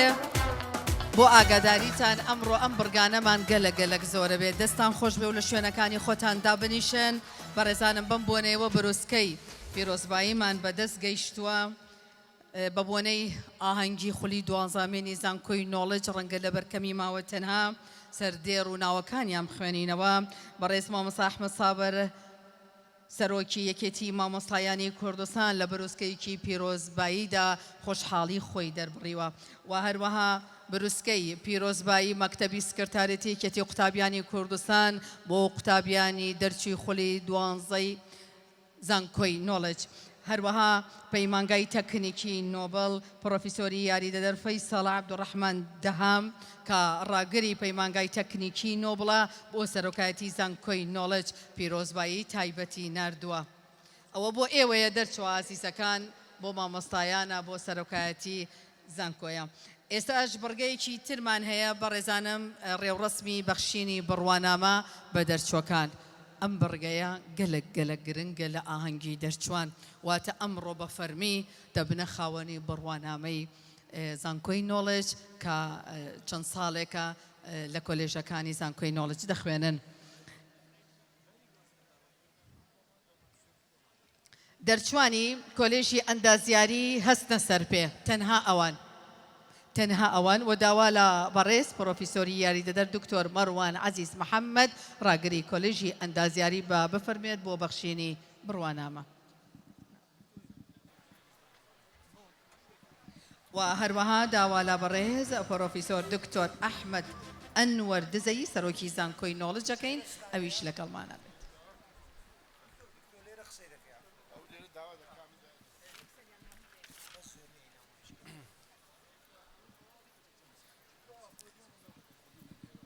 بە ناوی خوای گەورە و میهرەبان بەڕێز سەرۆکی زانکۆ لەسەر داوا و ڕاستپاردەی ئەنجومەنی کۆلێژی ئەندازیاری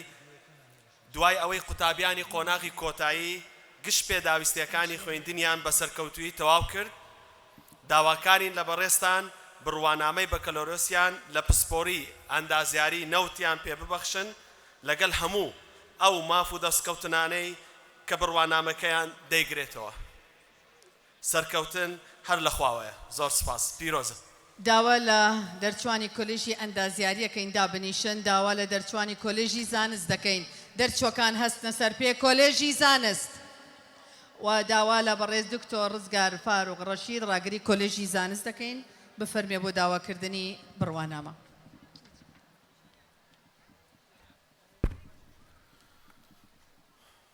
بەناوی خوای گەورە و میرەبان بەڕێز سەرۆکی زانکۆ لەسەر داوا و ڕاستپاردەی ئەنجومەنی کۆلێژی زانست دوای ئەوەی قوتابیانی قۆناغی کۆتایی گشت پێداویستەکانی خوێندنیان بە سەرکەوتووی تەواو کرد داواکارین لە بەڕێستان بڕوانامەی بەکەلۆرۆس لە پسپۆری زانستی تاقیگەی پزیشکی و زانستی کۆمپیوتەر پێبەخشن لەگەڵ هەموو ئەو ماف و دەستکەوتانەی بڕوانامەکە دەیانگرێتەوە سەرکەوتن هەر لە خواوەیە. دەرچوانی کۆلێژی زانست ئێوە دابنیشن بەشی یاسا دەرچووەکان هەستنە سەر پێ و داوا لە بەڕێز دکتۆر ئەنوەر عومەر قادر سەرۆکی بەشی یاساکەین بفەرمێ بۆ داواکردنی بڕوانامە لە سەرۆکی زانکۆ. تکایە دەرچووەکان لە جێگاکانی خۆتان بۆستن یاخۆت لە شوێنی خۆتان بمێننەوە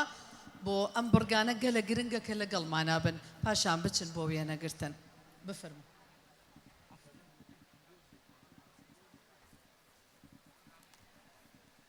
بەڕێز سەرۆکی زانکۆ لەسەر داوا و ڕاستپاردەی ئەنجومەنی کۆلێژی یاسا دوای ئەوەی قوتابیانی قۆناغی کۆتایی گشت پێداویستەکانی خوێندنیان بە سەرکەوتووی تەواو کرد داواکارین لە بەڕێستان بڕوانامەی بەکالۆرۆسیان لە پسپۆری یاسا و پەیوەندێن نێودەوڵەتیەکان پێبەخشن لەگەڵ هەموو ئەو ماف و دەستکەوتانەی بڕوانامەکە دەیانگرێتەوە سەرکەوتن هەر لە خواوەیە. بەشی یاسا دەرچۆکان ئێوە دابنیشن دەرچوانی زانستەکانی کارگێڕی و دارایی هەمووتان هەستنە سەر پێ. داوا لە مامۆستا یاریدەدەر ڕۆژگار خورشید مەحموود لە جیاتی ڕاگری کۆلێژی زانستەکانی کارگێڕی و دارایی بفەرمێ بۆ داواکردنی بڕوانامە. بەناوی خوای گەورە و میرەبان بەڕێز سەرۆکی زانکۆ لەسەر داوا و ڕاستپاردەی ئەنجومەنی کۆلێژی زانستەکانی کارگێڕی و دارایی دوای ئەوەی قوتابیانی قۆناغی کۆتایی گشت پێداویستەکانی خوێندنیان بەسەر کەوتووی تەواو کرد داواکارین لە بەڕێستان بڕوانامەی بەکەلۆریۆس لە پسپۆری کارگێڕی و ژمێریاری پێ ببەخشن لەگەڵ هەموو ئەو ماف و دەستکەوتە بڕوانامانەی کە دەیانگرێتەوە سەرکەوتن هەر لە خواوەیە. دەرچوانی کۆلێژی زانستەکانی کارگێڕی و دارایی دابنیشن داوا لە بەشی زمانی ئینگلیزی دەکەین هەستنە سەر پێ و داوا لە بەڕێز دکتۆر فواد ڕەشید عومەر سەرۆکی بەشی زمانی ئینگلیزی بفەرمێت بۆ داواکردنی بڕوانامە.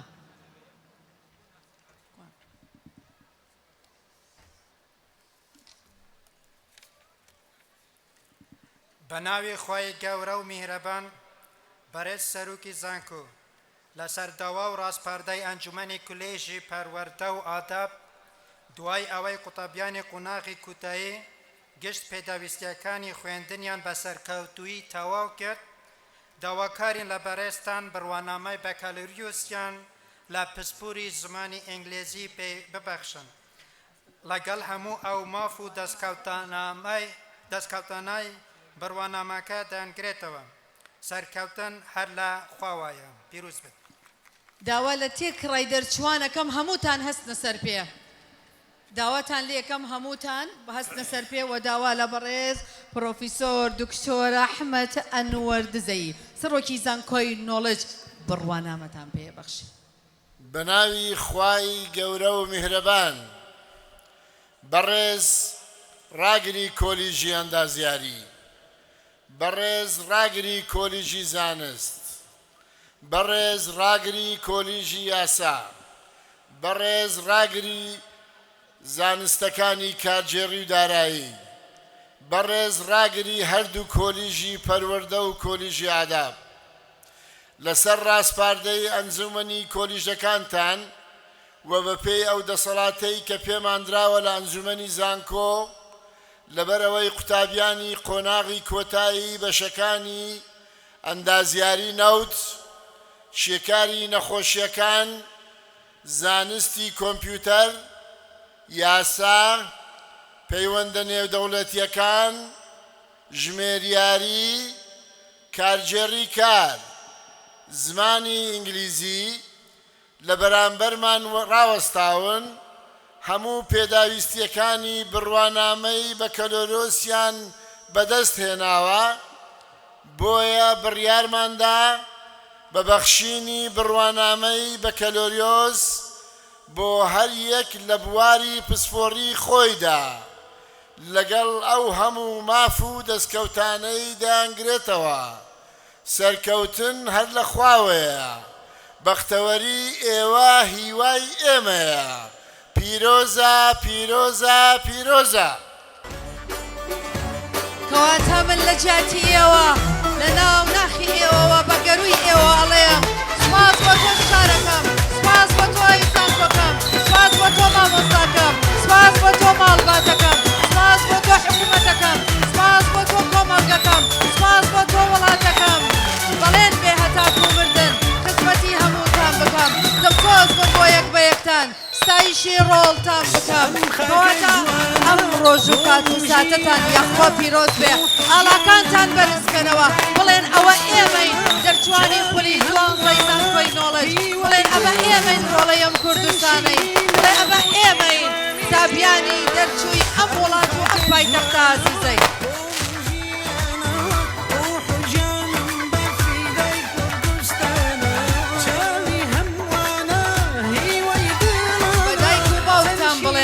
دایە ئەمڕۆ قۆناغێکی گرنگی ژیانمە بڕم بابا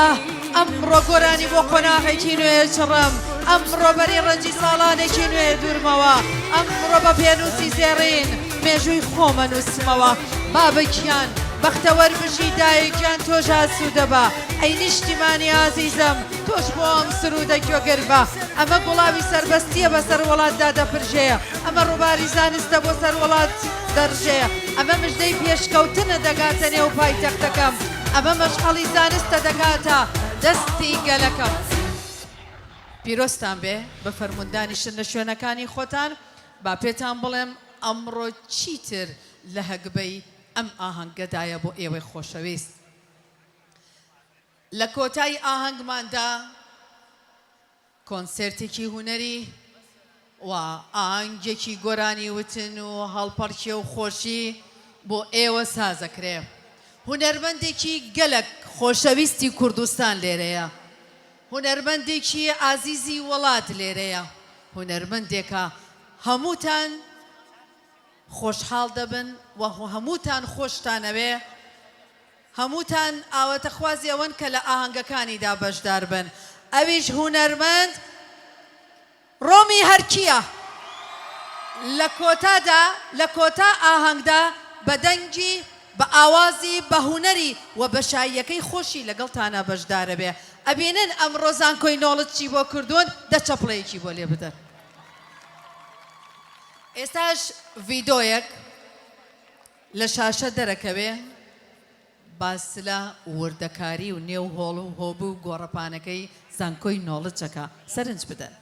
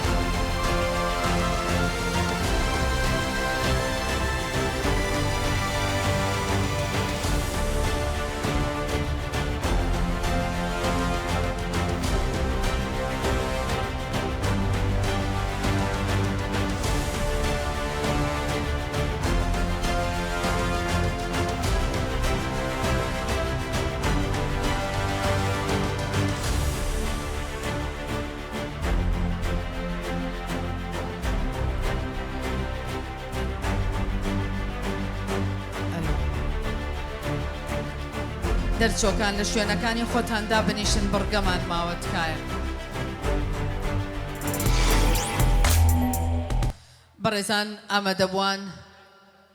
ئێمە بەردەوامین لەگەڵ ئێوەی خۆشەویستدا ئەگەڕینەوە بۆ دابشکردنی خەڵاتەکان ئەوە بوو یەکەممان بەخشی ئێستا دەچینە لای دووەم و سێمی سەر ئاستی زانکۆی نۆڵج. سەرەتا داوا لە سەرۆکی دەستەی ئەمیندارانی زانکۆی نۆڵجەکەین بەڕێز کاک دەشتی حاجی نەجمەدین با بفەرمێت ئەم خەڵاتانە دابش بکات. خەڵات دەبەخشین بە دووەمی سەر ئاستی زانکۆی نۆڵج دووەم و بەشی پەروەردەی زمانی ئینگلیزی نورهان بورهان غەفور.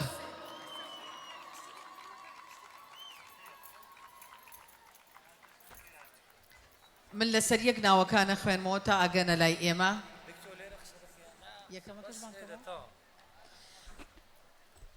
داوا هەل لە یەکەمەکە ژەکەینەوە ئەو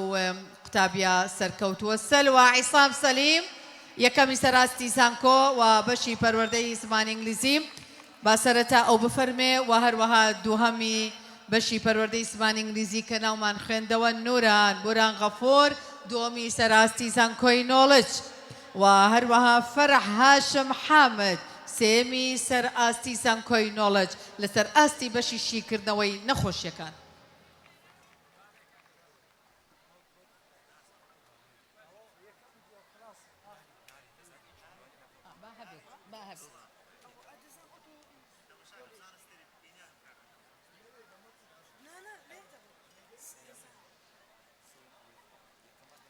یەکەم و دووەم و سێمی سەر ئاستی زانکۆی نۆڵج هەرسێکیانم بان کردو با بفەرمون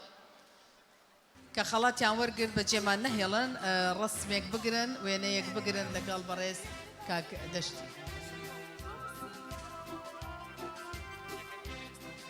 فەرح هاشم حامد سێهەم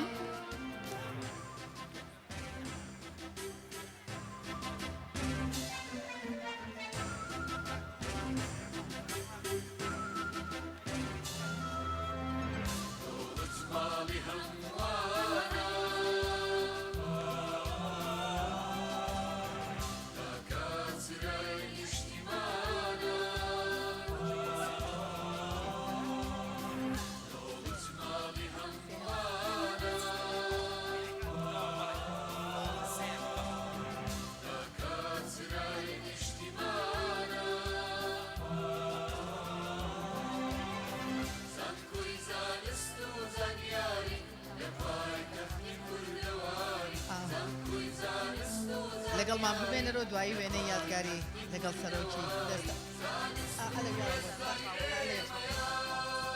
بفەرموو یەکەم و دووەم و سێمی سەراستی زانکۆ با بفەرمون خەڵاتەکانتان وەربگرن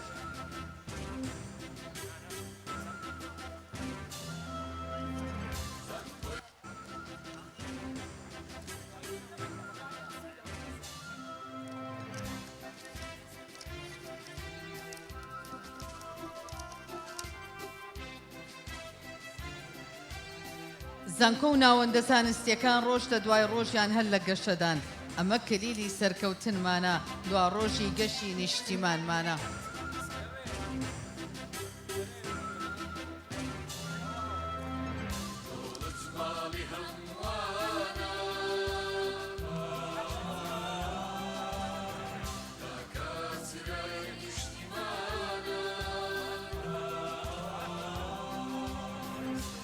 وێڕای پیرۆزبایی یەکەم و دووهەم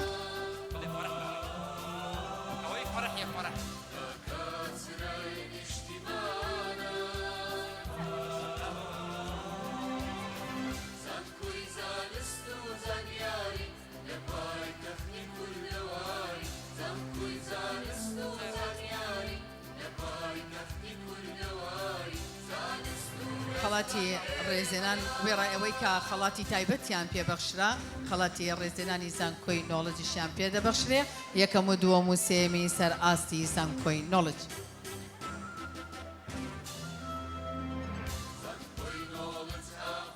بفەرمونون هەرسێکتان لەگەڵ کاکدەشتی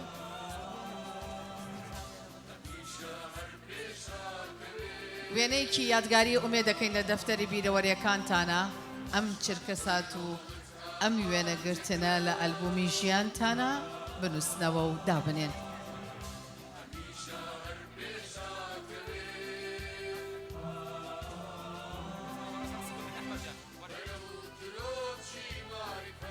وێنەیەکی تایبەتە پیرۆستان بێ سەرکەوتوو بن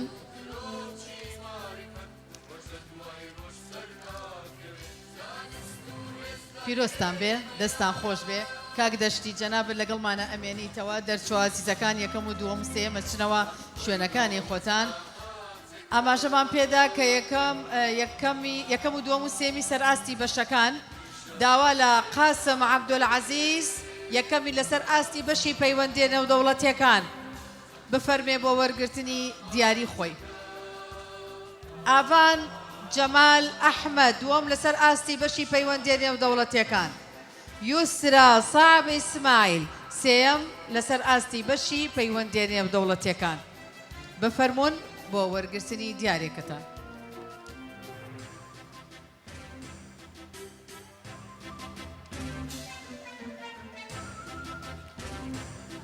ئەی کوڕ و کچانی چوانی وڵات ئەی کادیرانی مەیدانی خەبات کوردستان چاوی لە هەوڵتانە چاوی لە توانە و لە زانستانە دەسا با هەموو دەست لە ناو دەستکەین کۆمەڵگە و وڵات پێکەوە سەرخەین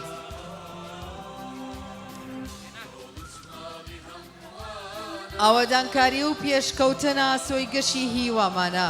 گەیشتن بەلوتکەی سەرکەوتن ئەمانجی هەنگاونانمانە ئەم کاروانە هەروە دەڕوا و مێژووا دەینووسێتەوە هیچ لەم پەرێک ڕێلێ ناگرێ بەرەو دواش ناگەڕێتەوە ئەم کوردستانە ڕەنگینە چاوی لەم ڕۆژەی تۆیە بۆ ئاوەدانی و پێش بەچۆن دایم چاوی لە زانکۆیە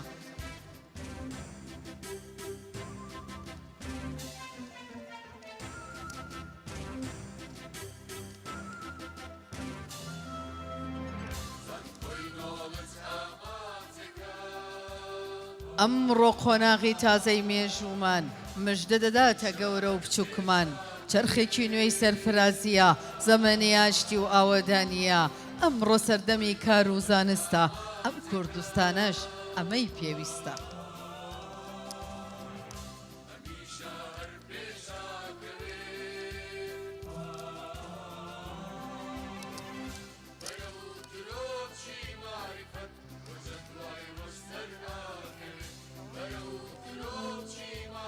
وێڕای پیرۆزباییمان و دەستخۆشیشمان لە بەڕێز کاک دەشتی کە لەگەڵمانە بوو سپاس سەرۆکی دەستەی ئامیندارانی زانکۆی نۆڵژ داوا لە بەڕێز خانمی هێژا دکتۆرە ڕێناس دەکەین ئەندامی دەستەی ئەمێنداران بفەرمێ ئەم خەڵاتانەمان لەگەڵا دابش بکات داوا لە دەرچوانەکەم زەینەب شیروان شەوکەت یەکەم لەسەر ئاستی بەشی یاسا ئەیوب مشیر ئیبراهیم دووەم لەسەر ئاستی بەشی یاسا ڕێکار ئەبوبەکر جەلال سێیەم لەسەر ئاستی بەشی یاسا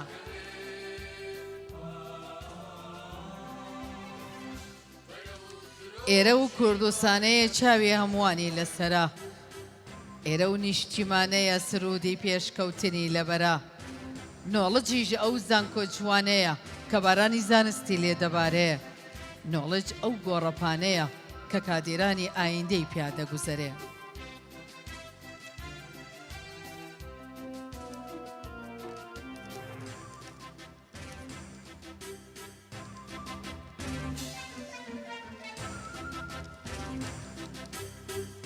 چەپکێ گوڵی جوان لە باخچەی نیشتیمان پێشکەشە بە قوتابیە تازە دەرچۆکان دنیایەک سۆز و خۆشەویستی خاک بۆ قوتابی ڕوو لە ئاسۆی ڕووناک ئێوەن کە هیوای ئەمڕۆ دوا ڕۆژن بێ ئێوە وڵات قەت نابێ ڕۆشن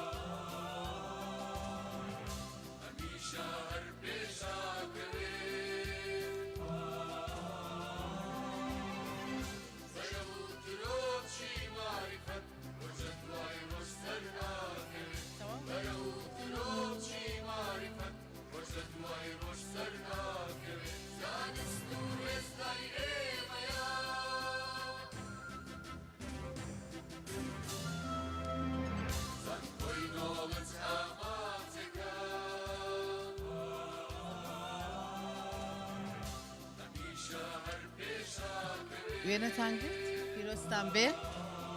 سەرکەوتوو بن سپاس بۆ دکتۆرە ڕێناس کە لەگەڵمانە بوو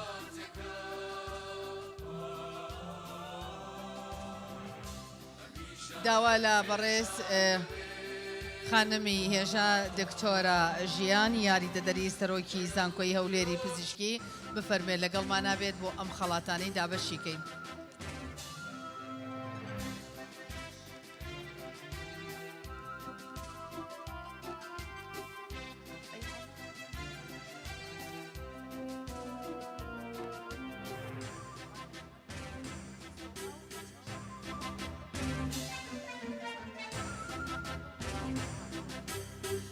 سۆما سەرکەوت ئەنوەر سێم لەسەر ئاستی بەشی پەروەردەی زمانی ئینگلیزی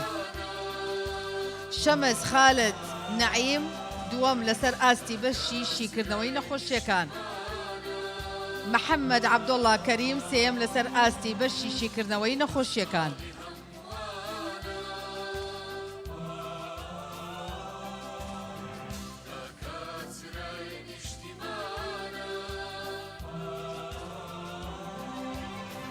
ناوەکانم خوێندنەوە بفەرموون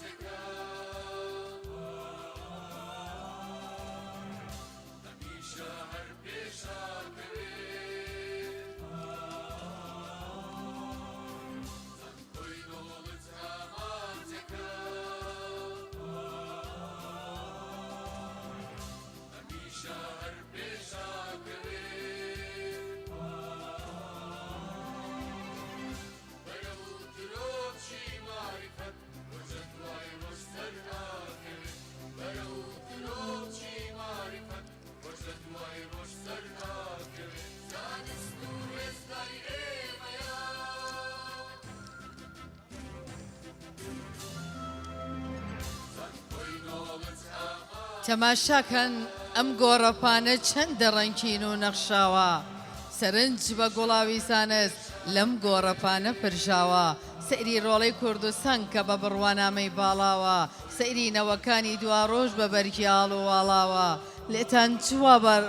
ڕۆبی دەرچوون کڵاوی ئەکادیمیایی سەرتان بەرزەکە وەردەگرن بڕوانامەی دڵنیایی ئێوەن کەوا پەیامی خزمەتکردن لە کۆڵەنێن بۆ سەرخستنی نیشتیمان ڕۆژ لەسەر شەوتان دادەنێن پیرۆستان بێ ئەم ساتانە و قۆناغی نوێی ژیانتان مبارەک بێ بڕوانامە و سوێند و پەیامی دەرچوونتان.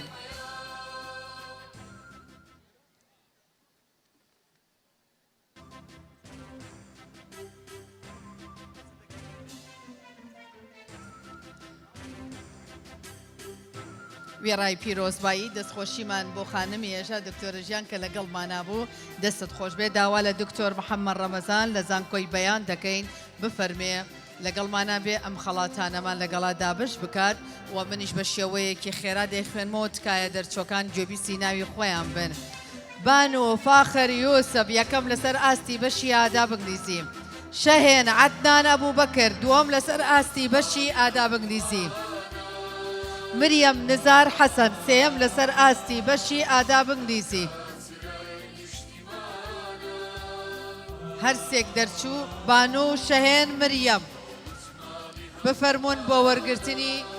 خەڵاتی ڕێزێنان کە یەکەم و دووەم و سێمی سەر ئاستی زانکۆی نۆڵج جۆبیسی دەنگ من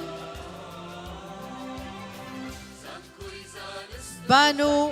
فاخر یوسف شەهێن عەدنان ئەبووبەکر مریم نزار حەسەن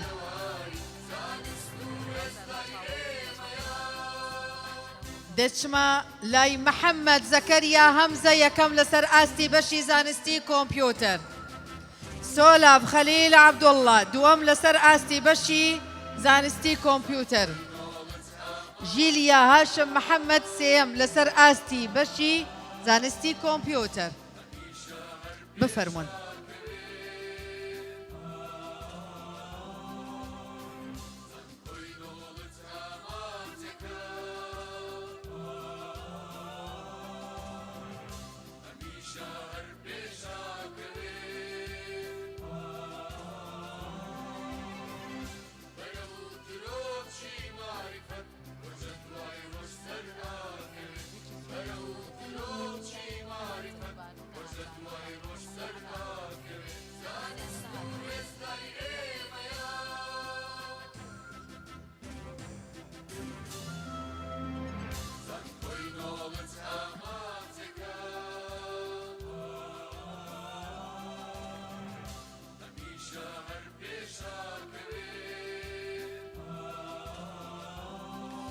بەڕێزان بۆ ئێوەی ئازیز و خۆشەویستی دووبارە ئەکەمەوە ئەو قوتابیا ئازیزانەی کە لە قۆناغی پۆلی 12 دەرچوون و دەیانەوێ بچنە زانکۆ و درێژە بۆ قۆناغی نوێی ژیانیان بدەن لە ڕووی خوێندنەوە ئەوانەی کە دەیانەوێ زانکۆی نۆڵج با زانکۆی نۆڵج ئەو زانکۆیە بێ کە هەڵی ئەبژێرن چونکە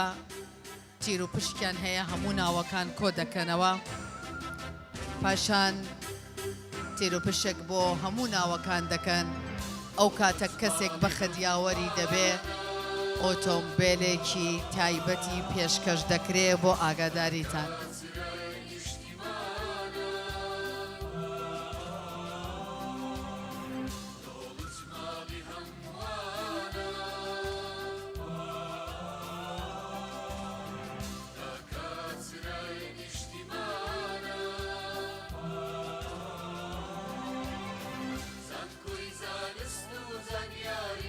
وێڕای پیرۆزبایی زۆر سپاس بۆ بەڕێز دکتۆر محەممەد کە لەگەڵمانە بووم داوا لە بەڕێز دکتۆر کاروان یاریدەدەری سەرۆکی زانکۆی هەولێری پزیشکی بۆ کار و باری قوتابیان دەکەین بفەرمێ ئەم خەڵاتانەمان لەگەڵا دابەش بکات. دەرچۆکان ئاگادار بن بڕگەیەکی ترمان ماوە ئەبێ هەمووتان لە شوێنەکانی خۆتان بن. گۆڵۆستان ئەحمەد عەبدولحەمید یەکەم لەسەر ئاستی بەشی ژمێریاری شەو بۆ ملکۆوە عەبدولمەحەممەد دووەم لەسەر ئاستی بەشی ژمێریاری مەڕوە بێستون عاسم سێیەم لەسەر ئاستی بەشی ژمێریاری جۆبیستی ناوی خۆتان بوون دەرچووەکان گوڵستان ئەحمەد شەو بۆ ملکۆ مەڕوە بێستون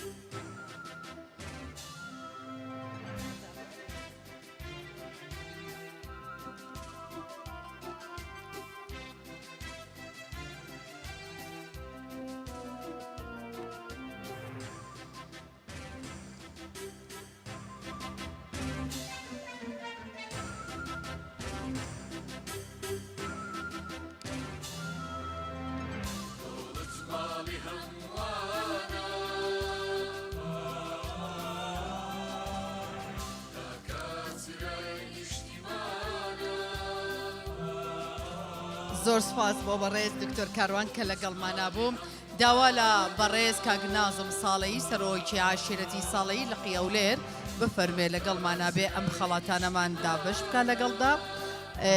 پەروەر کەمال ئەنوەر یەکەم لەسەر ئاستی بەشی کارگێڕی کار محەممەد قاسم نووری دووەم لەسەر ئاستی بەشی کارگێڕی کار مهند محەممەد تەها سێەم لەسەر ئاستی بەشی کارگێڕی کار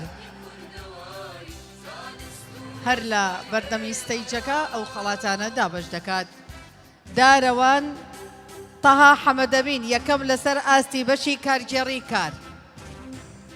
پەروەر کەمال محەممەد قاسم مهند محەممەد دارەوان تەها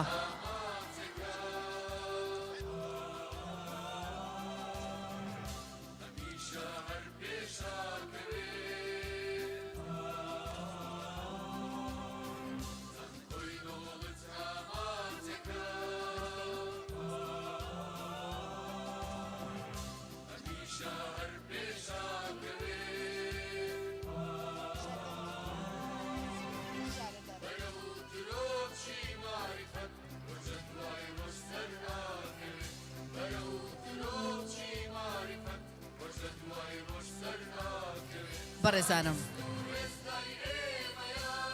ئێمە هەمیشە سوپاسگوزاری هێزەکانی ئاسایش و هێزەکانی پۆلیس و خوشک و برایانمان لە پۆلیسی هاتوچۆ و دژە تێرۆر و هەروەها بۆ هێزەکانی زێرەفانی و هەروەها لە سەروی هەمیانەوە هێزی پێشمەرگە هەمیشە ئەوان گیان لەسەر دەستن بۆ ئارامی وڵات بۆ خۆشگوزەرانی و ئارامی ئێمە سەر و ماڵمان دەپارێزن ئەمانە بەگشتی ئەبێ ئێمە هەمیشە سوپاسگوزاریان بین بەڵام جێی خۆشێتی لێرەدا سوپاسێکی تایبەت بە ناوی خاوەن و سەرۆکی دەستەی ئەمینداران بە ناوی سەرۆکی زانکۆوە بە ناوی سەرجەم ئەندامانی ئەنجومەنی زانکۆ بە ناوی مامۆستایان بە ناوی دەرچوان بە ناوی هەموو میوانان سوپاسی بنکەی ئاسایشی دیدەوان بکەین کە ئەمڕۆ لەگەڵمانابوون گەلەگەلەکمان دوو بوون دەستخۆشیان لێکەین تەندروستێکی باش هەمیشە پارێزراو بوون یەک چەپڵەی تایبەت بۆ بنکەی ئاسایشی دیدەوان بۆ هەموو ئەو برا بەڕێزانەمان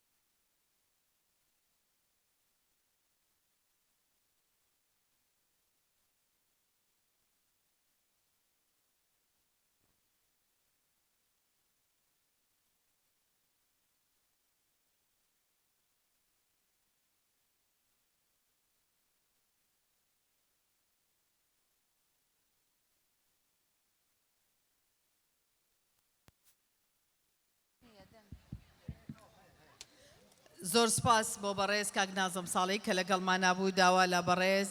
پرۆفیسۆر دکتۆر ئەحمەد ئەنوەردزەی سەرۆکی زانکۆی نۆڵجەکەم بۆ ئەوەی ئەم خەڵاتانەمان لەگەڵا دابش بکات. سەیوان ئیبراهیم ئیسماعیل یەکەم لەسەر ئاستی بەشی ئەندازیاری نەوت. هیمداد محەممەد غەفور دووەم لەسەر ئاستی بەشی ئەندازیاری نەوت. نۆڤین عەبدوڕەحیم عەلی سێم لەسەر ئاستی بەشی ئەندازیاری نەوت. گوێبیسی ئێمە بوون دەرچووەکان تکاتان لێکەم بچنەوە شوێنەکانی خۆتان لە نێو گۆڕەپانەکەتان بۆ تێکداین تکایە تکاتان لێکەم بچنەوە شوێنەکانی خۆتان ڕێوڕسمی دابشکردنی خەڵاتمان ماوە هاوکاریتان جێگەی ڕێز و سوپاسە و بڕگەیەکی گەلە گرنگیشمان ماوە. داوا لە دەرچوانەکەم بچنەوە شوێنەکانی خۆتان تکایە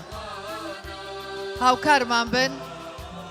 یەکەم و دووەم و سێمی سەر ئاستی بەشی ئەندازیاری نەوت خەڵاتی ڕێزێنان دەبەخشێ تکایە ئاگاداری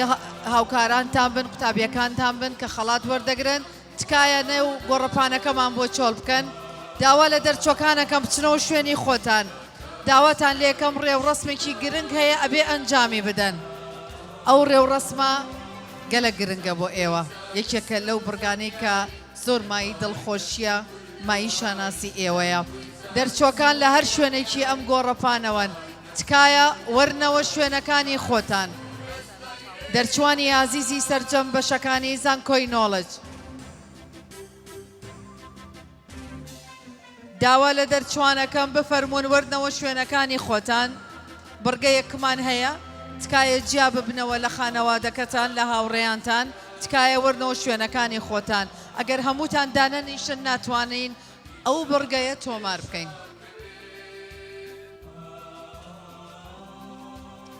ئێمە ئەمڕۆ لێرەدا گەلک سوپرایزمان هەبوو کە بە زمانی کوردی شیرین پێڵین هەژەندمان هەبوو بۆ یەکەمی سەر ئاستی زانکۆ ئۆتۆمبیلێکی تایبەت بەڕێز کاک یعقوب خاوەنی ئەم زانکۆیە کردێ دیاری و هەروەها هەژەندێکی تریش ئەوە بوو کە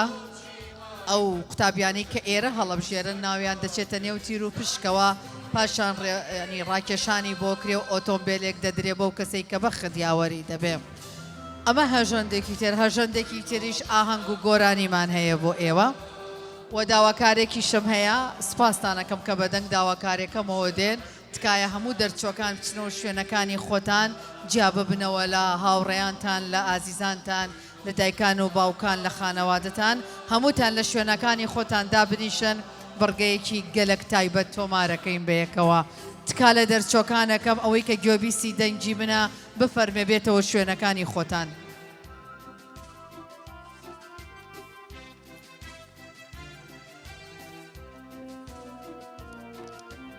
ئومێد دەکەین ئەم کات و ساتە لە دەفتەری بیرەوەریەکانتان بە قەڵەمی زێڕ بنووسنەوە. ئومێد دەکەین ئەم کات و ساتەتان لە ئەلبومی وێنەکانتان تۆمار بکەن. زۆر سپاس بۆ بەڕێز پرۆفیسۆر دکتۆر ئەحمەد ئەنوەردزەی کە لەگەڵمان بوو. دەرچووەکان لە جێگەکەی خۆتانن هەستە سەر پێ ئامادە بن ڕێوڕسمی کڵاو هەڵدانمان هەیە.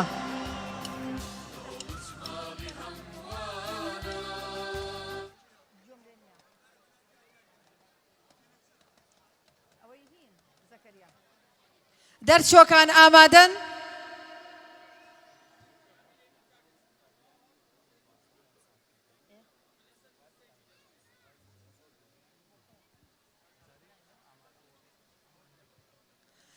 دەرچۆکان هەتا ئێوە ئامادابن تکایە ئێوە لە نێو ئەو گۆڕەپانە لا بچن ئەمانەوێ وێنەی یادگاری و وێنەیەکی تایبەت بگرین تکاتان لێکەین گۆڕەپانەکەمان بۆ چۆڵ بکەن. بەر لەوەی دەست پێ بکەین تا ئامادابن کڵاوەکانتان لەسەر سەرتان دابنێن گەلە گەلە گرنگە زۆر زۆر قوتابیان دڵیان بەمە خۆشە. بەڕێز خاوەنی زانکۆی نۆڵج یعقوب حاجی نەجمەدین دەڵێ بۆ قوتابیانی پۆلی 12 وێڕای ئەوەی کە ئەو تیر و پشکە ئەکرێ و ئۆتۆمبیلی بۆ دەرەچێ هەژەندێکی تایبەت سوپرایزێکی تایبەتی هەیە پاشکەمێکی تر پێتان ئەڵێم. دەرچۆکان ئامادەن؟ یەک نەنە لە دەوە دێم باشە بووی بێکەوە بین. 10 9 لەگەڵ ما بڵێنەوە 8 7 6 5 4 3 بوەستم 2 1 0 یاخوا پیرۆستان بێ مبارەکتان بێ ئەم چرکە ساتە بە ئومێدی ماستەر بڕوانامەی دکتۆرا بەدەست بێنن پیرۆستان بێ ئەم کات و ساتە نوخشە بێ لە بڕوانامەی بەرز لە ماستەر لە دکتۆرا هەتا بمێننەوە لەگەڵمان بڕگەی باشتر و خۆشتر بۆ ئێوە ئامادەیە دەرچوە عەزیزەکان قوتابیان خانەوادەی دەرچووەکان میوانانی عەزیز ئاهەنگێکی گەورە ئامادەیە بۆ ئێوەی بەڕێز و خۆشەویست لەگەڵمانە بن وێڕای سوپاس وە خۆشحاڵی خاوەنی زانکۆی نۆڵج سەرۆکی دەستەی ئەمینداران سەرۆکی زانکۆی نۆڵج ئەندامانی دەستەی ئەمینداران و ئەندامانی ئەنجومەنی زانکۆ مامۆستا بەڕێزەکان بۆ ئێوەی عەزیز و خۆشەویست ئاهەنگێکی گەلک قەشەنگ لەگەڵ هونەرمەندی عەزیزمان لەگەڵ هونەرمەندانی موزیکشەن بە ئامێری قەشەنگیان بە قامکی ناسکیان بە هونەرە باڵاکەیان لەگەڵ ئێوەی خۆشەویست دابن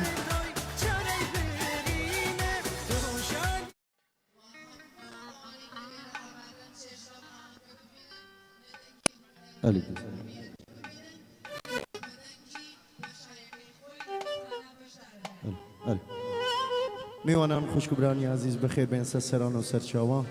پیروزبایی لە هەموو قوتابی و خوێندکارانی زانکۆی نۆڵژ دەکەم سەرکەوتو بن ئینشاءڵڵا بەخێرهاتنی کەس و کارتان دەکەم هەموو بەخێر بێن سەران و سەرچاوان دەڵە فەرمونون داهەنگا خۆ بگێڕین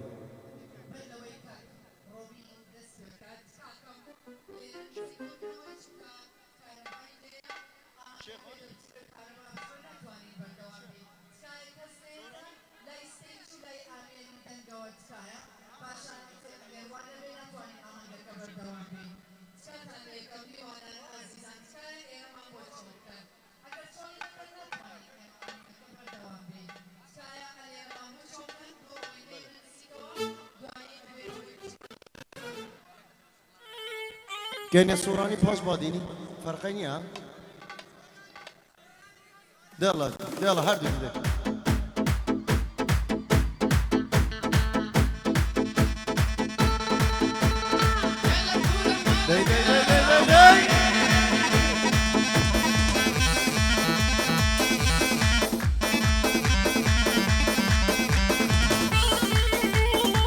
يلا قطابيان ولنا ضوابط يلا ولنا شاي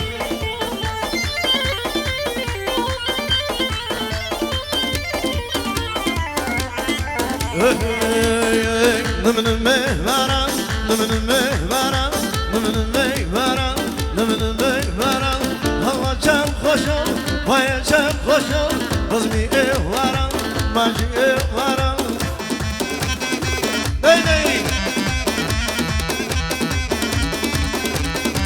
وانا شاي وري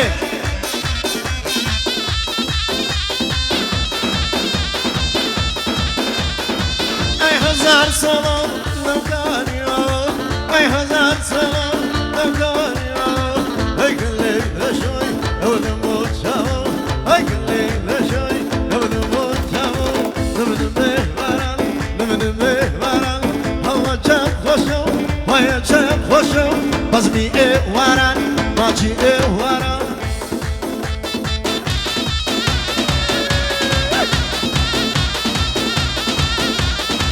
وانا شاي ورن يا كتاب يا وانا بوني هاي بارك الله هاي بجي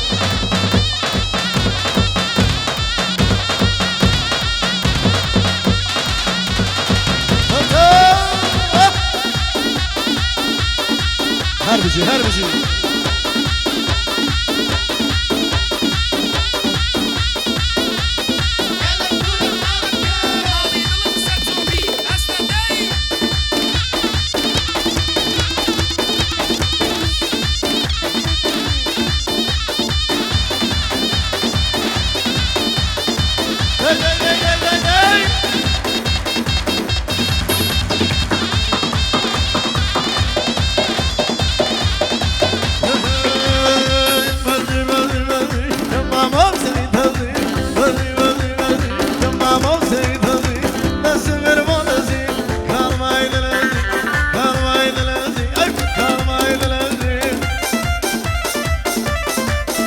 هاي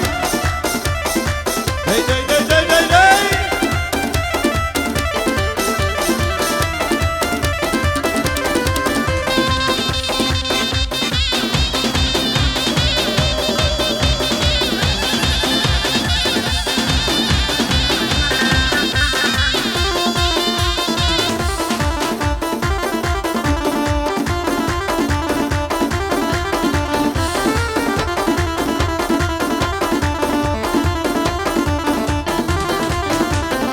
مرزي بالا بين القرآن بيجو أي مرزي بالا بين القرآن بيجو أي لو بيدو وارنا يبيجو أي لو بيدو وارنا يبيجو بزي بزي بزي شما موسري تزي بزي بزي بزي شما موسري تزي نسمر مونس كارمايل كارمايل بابي بابي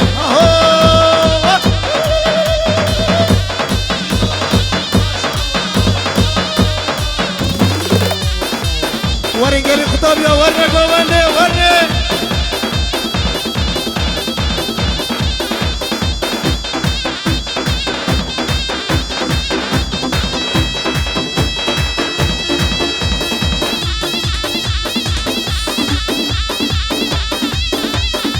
هجر هجر هجر هجر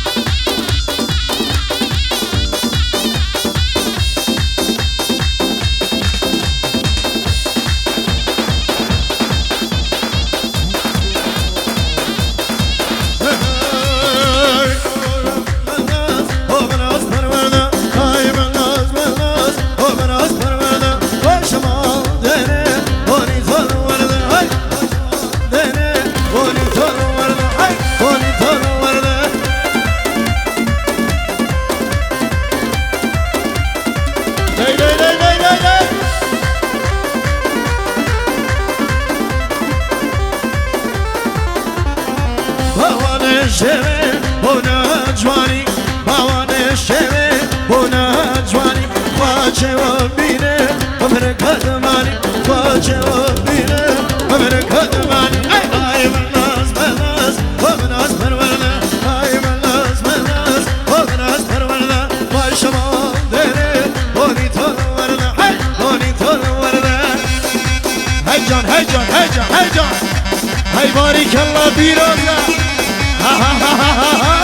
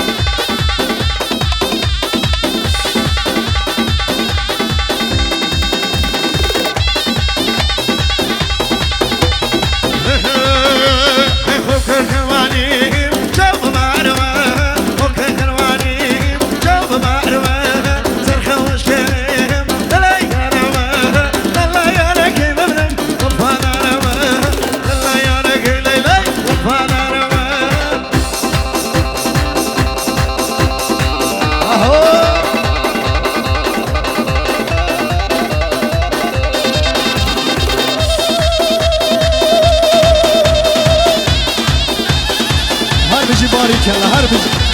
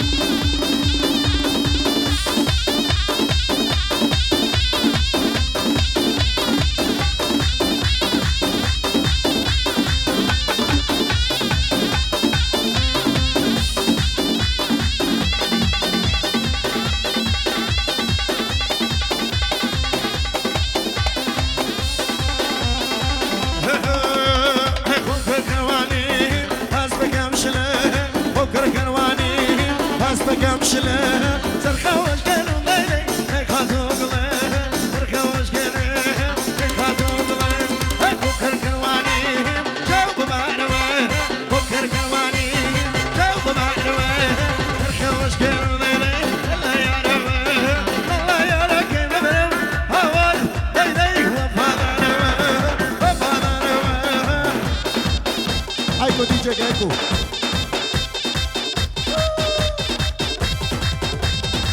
Day. Allah.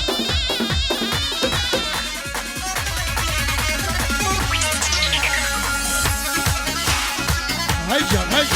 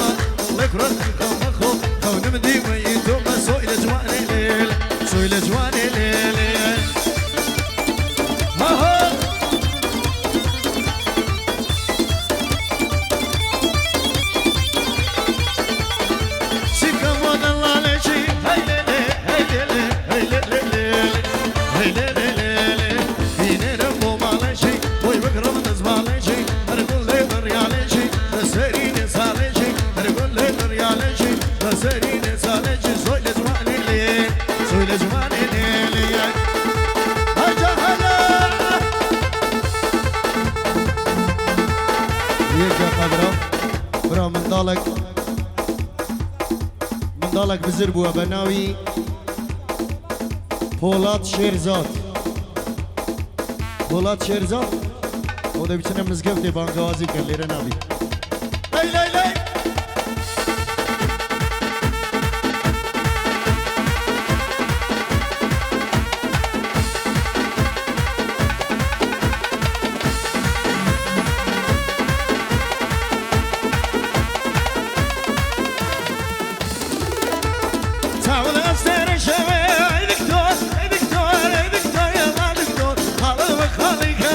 Hey, Victoria, my Victor, town of Sarah, hey, Victoria.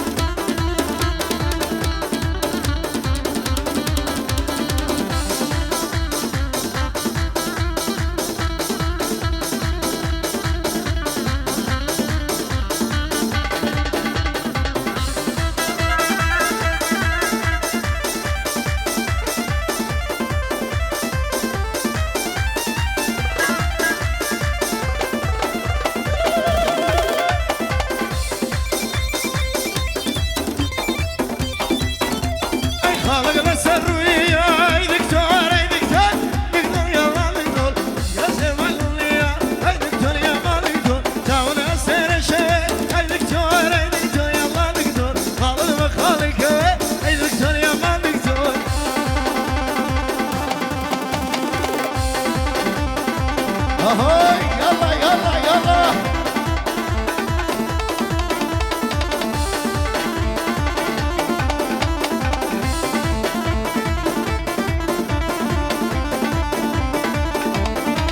عجب شارع دهول زرنا لده دهول زرنا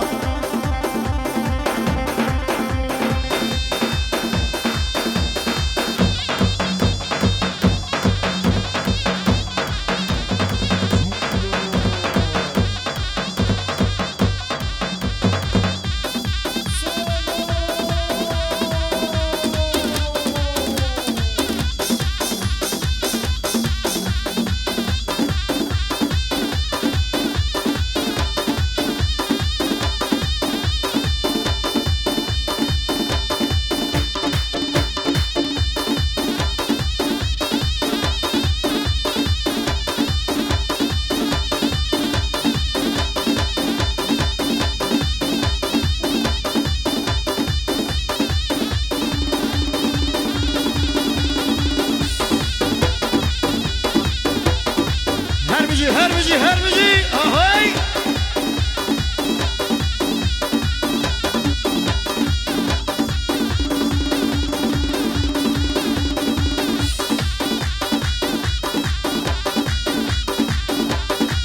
برا قوتي قواندا خودي كاين الشيخاني شيخاني بادي شيخاني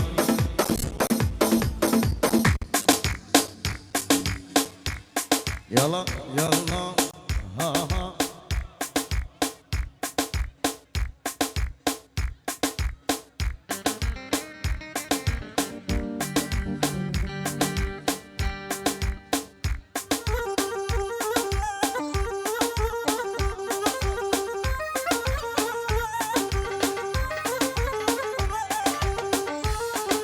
پیروز بایی همه خطابیات کم پیروز بایی که تایبت ایمن عبدالخالق پیروز بسر خیری بسر سلام سر شما ما مصاب خیر هاتی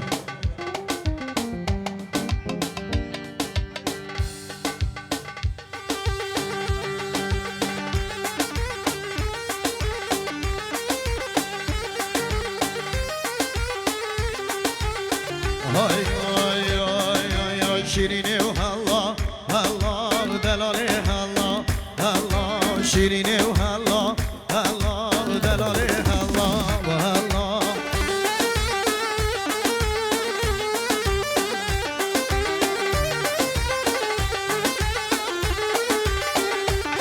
هری تواز کشت محلانم حاضری آل گنده و فلا تواز کشت محلانم حاضری آل گنده و فلا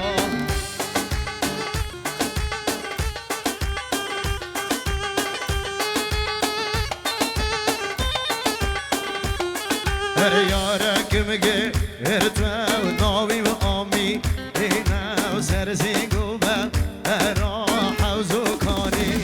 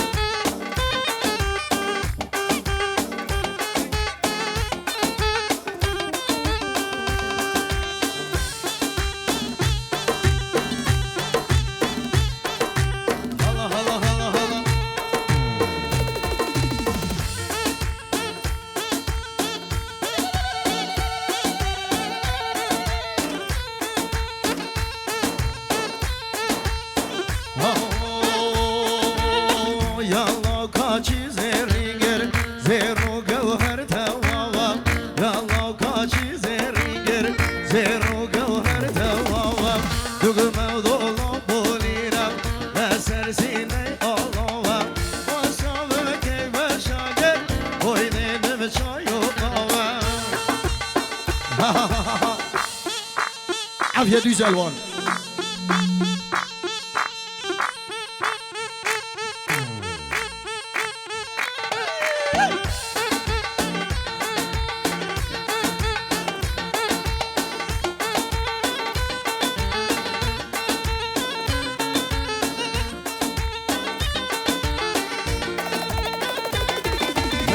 هاي ملكة وملكة برچی لملان خلکه یار ملکه و ملکه برچی لملان خلکه او سازور به وفاوی صد خوزگم مبارکه یالله کاچی زیرینگه زیرو گوهر تواوا ها نالبندو لیگه نالبندو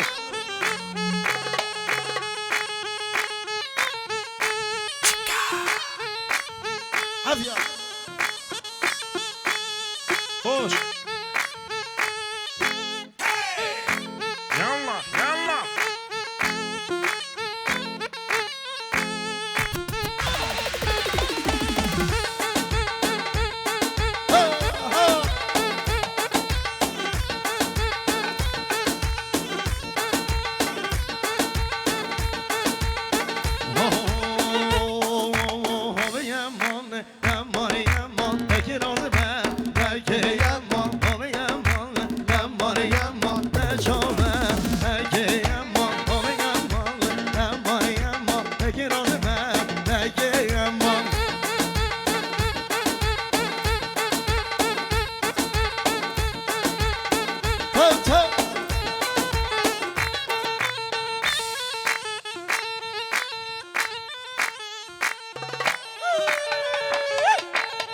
Hay kuşudima, bozulur zendon, oviyamon, yamayamon, kuşudima, alelelemon, çok yılve, bekeyamon, yarıyamon, yamayamon, tekin ozime, bekeyamon. Ha ha ha ha, vay Johnny.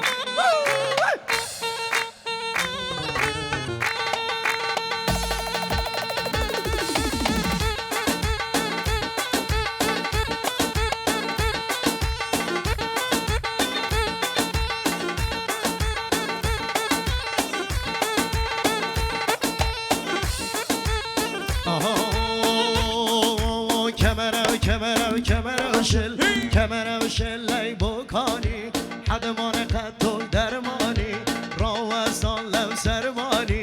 ببری نانم درمانی ماشالله دلی بجوانی ببری نانم درمانی ماشالله دلی بجوانی کمر و شلی بکانی کمر و شلی بکانی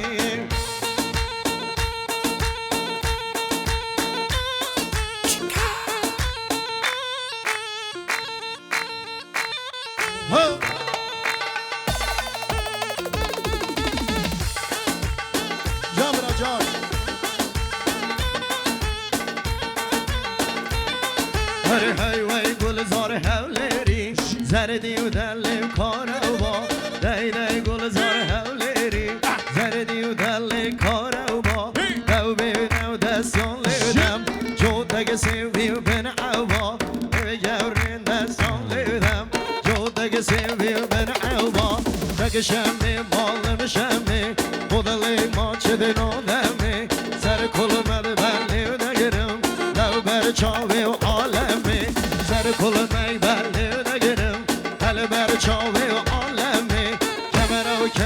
کمر و شل کمر و شلی بکانی ها جان ها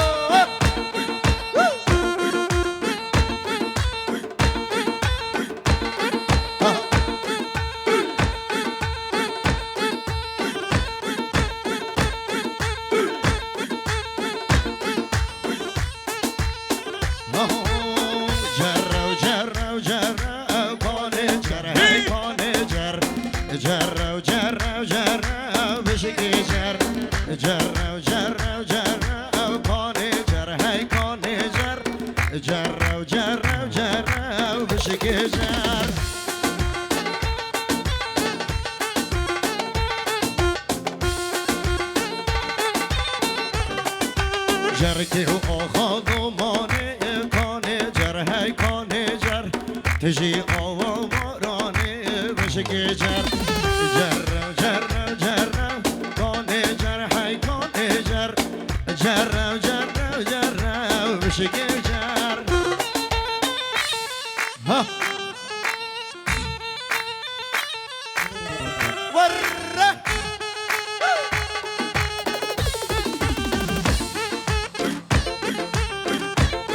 هيا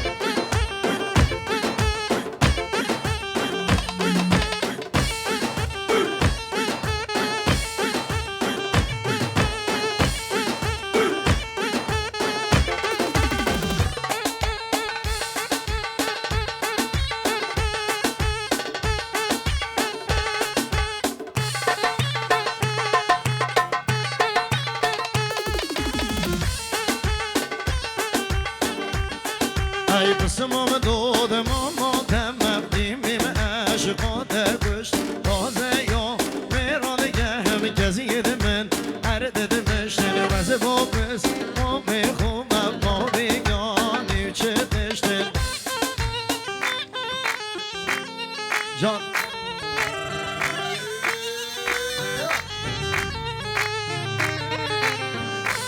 وش يا هوزان عبد الله سرشاوي هاي بجن شيت لون مامي مخلومي بدود مامي مخلومي بيردني بيخالا سر بيلامي وزني ودود مامي خازم هل مامو يوجن مامي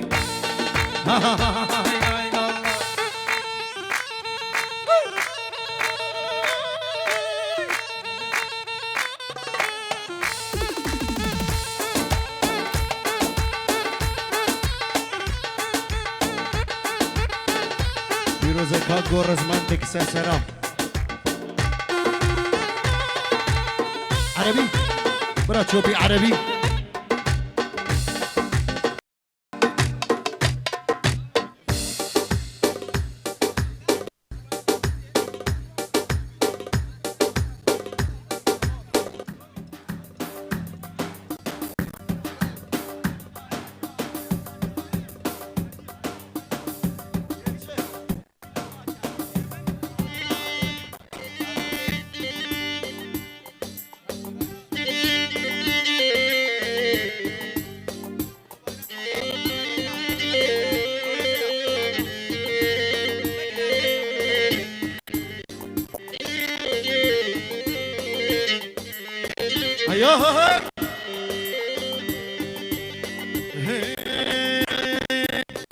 لقد الجعان ضرب قعود حلوة يما عيون السود لقد الجعان ضرب قعود حلوة يما عيون السود سعد والطعن جعان قود ورد من بستان سعد والطعن جعان قود ورد يلا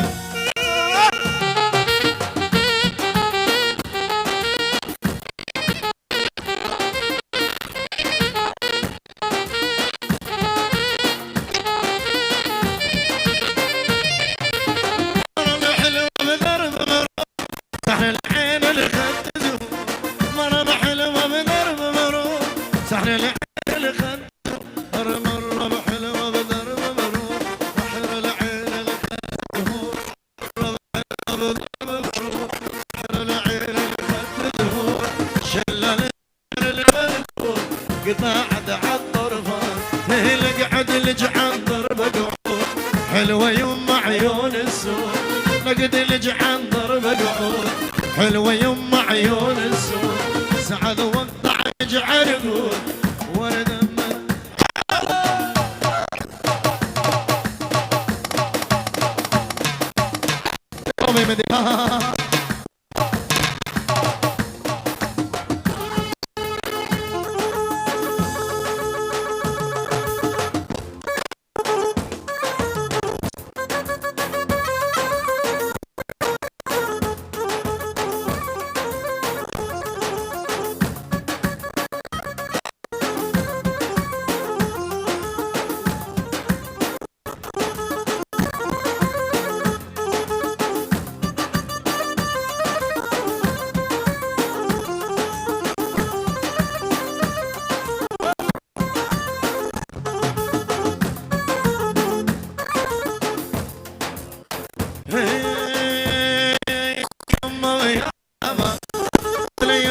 جيتني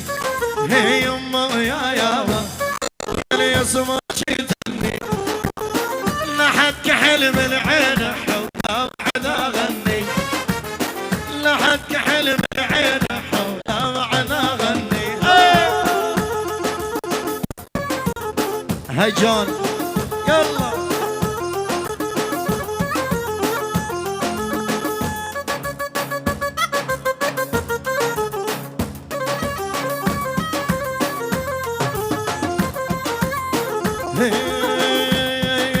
ذبحني شوقك ذبحني شوقك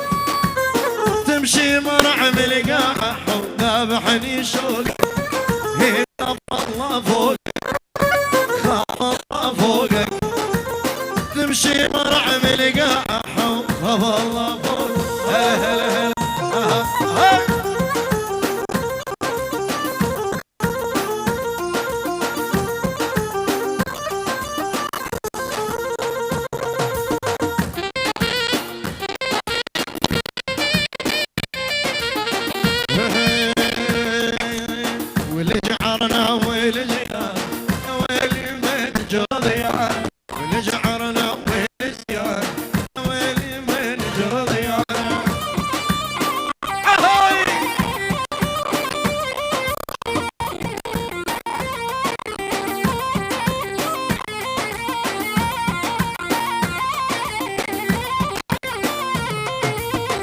لا مصوب شلينا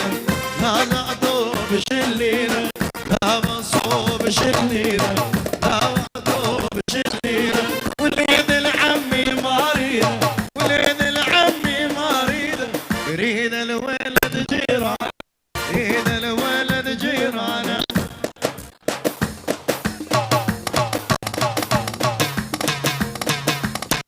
اسموش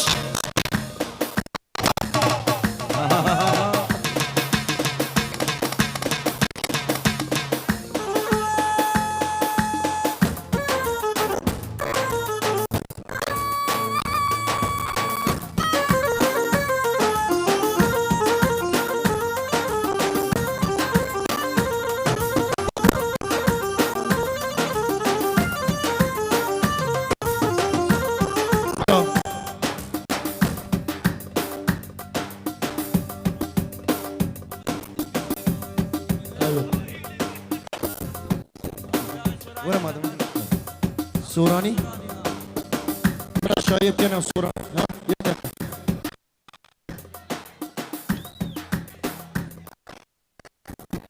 جذور ببرنامج وهنا بي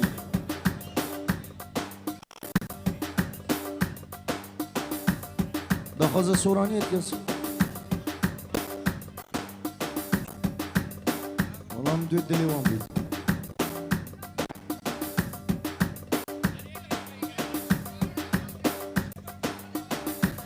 جوفن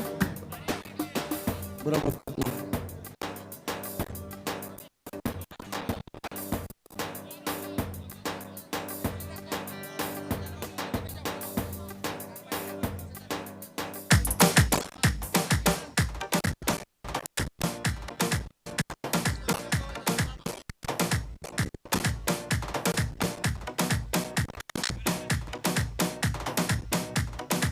دبرا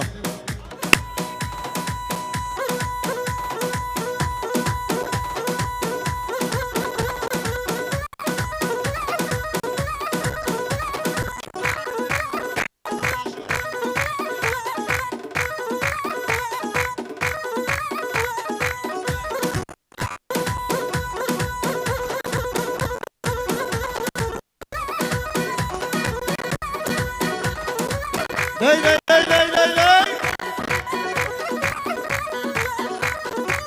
هيجان هيجان بيروزة بيروزة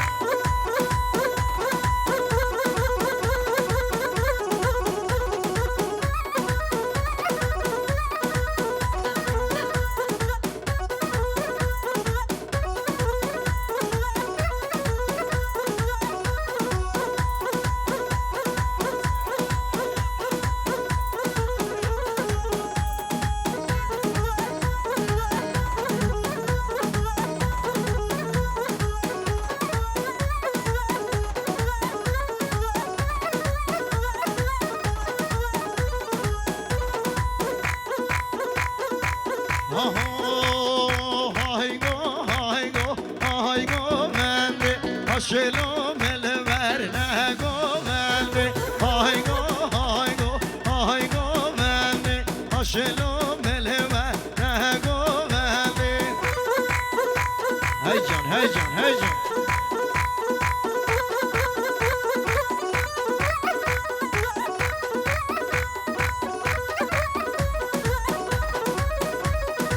چه گو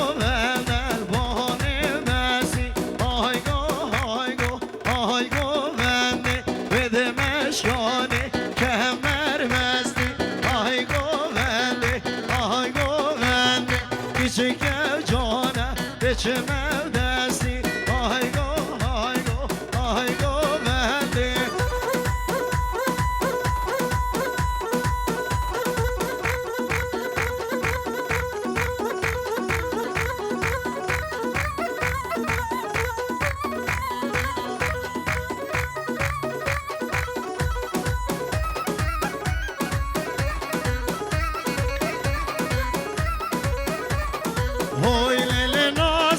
هوی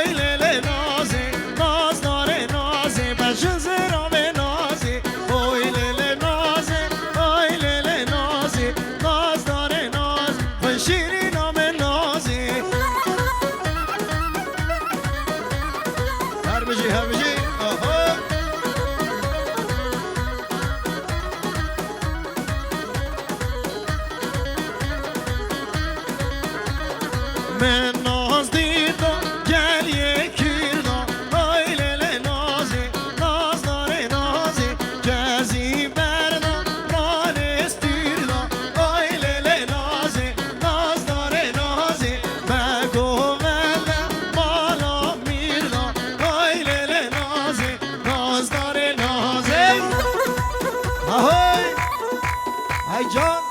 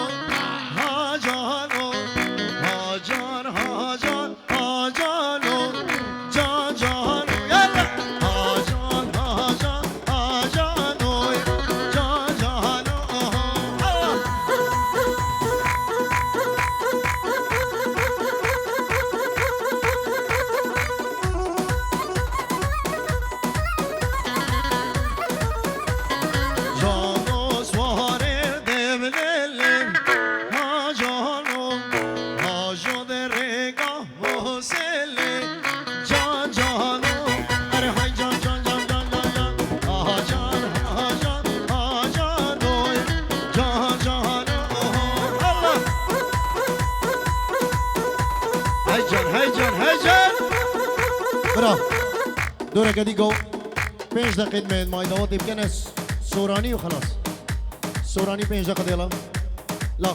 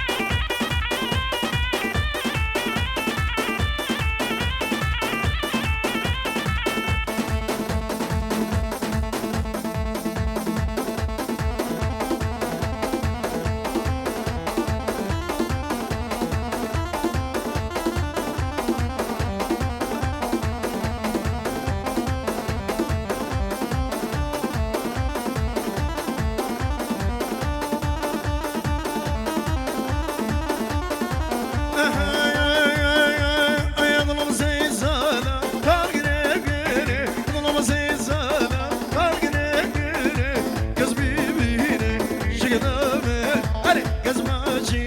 أي شغلامي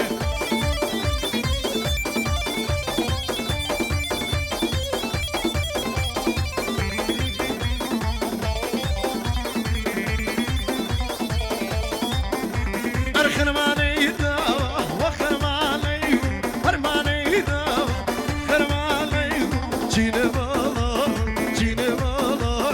جيني بالا جيني بالا ينغلم سيسانا كالقري قري ينغلم سيسانا كالقري قري كزبيبي شغلامي أري كزماشي شغلامي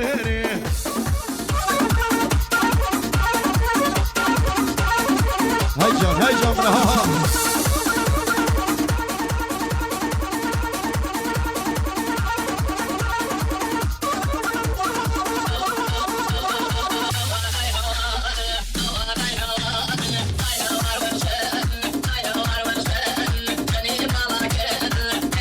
هيجا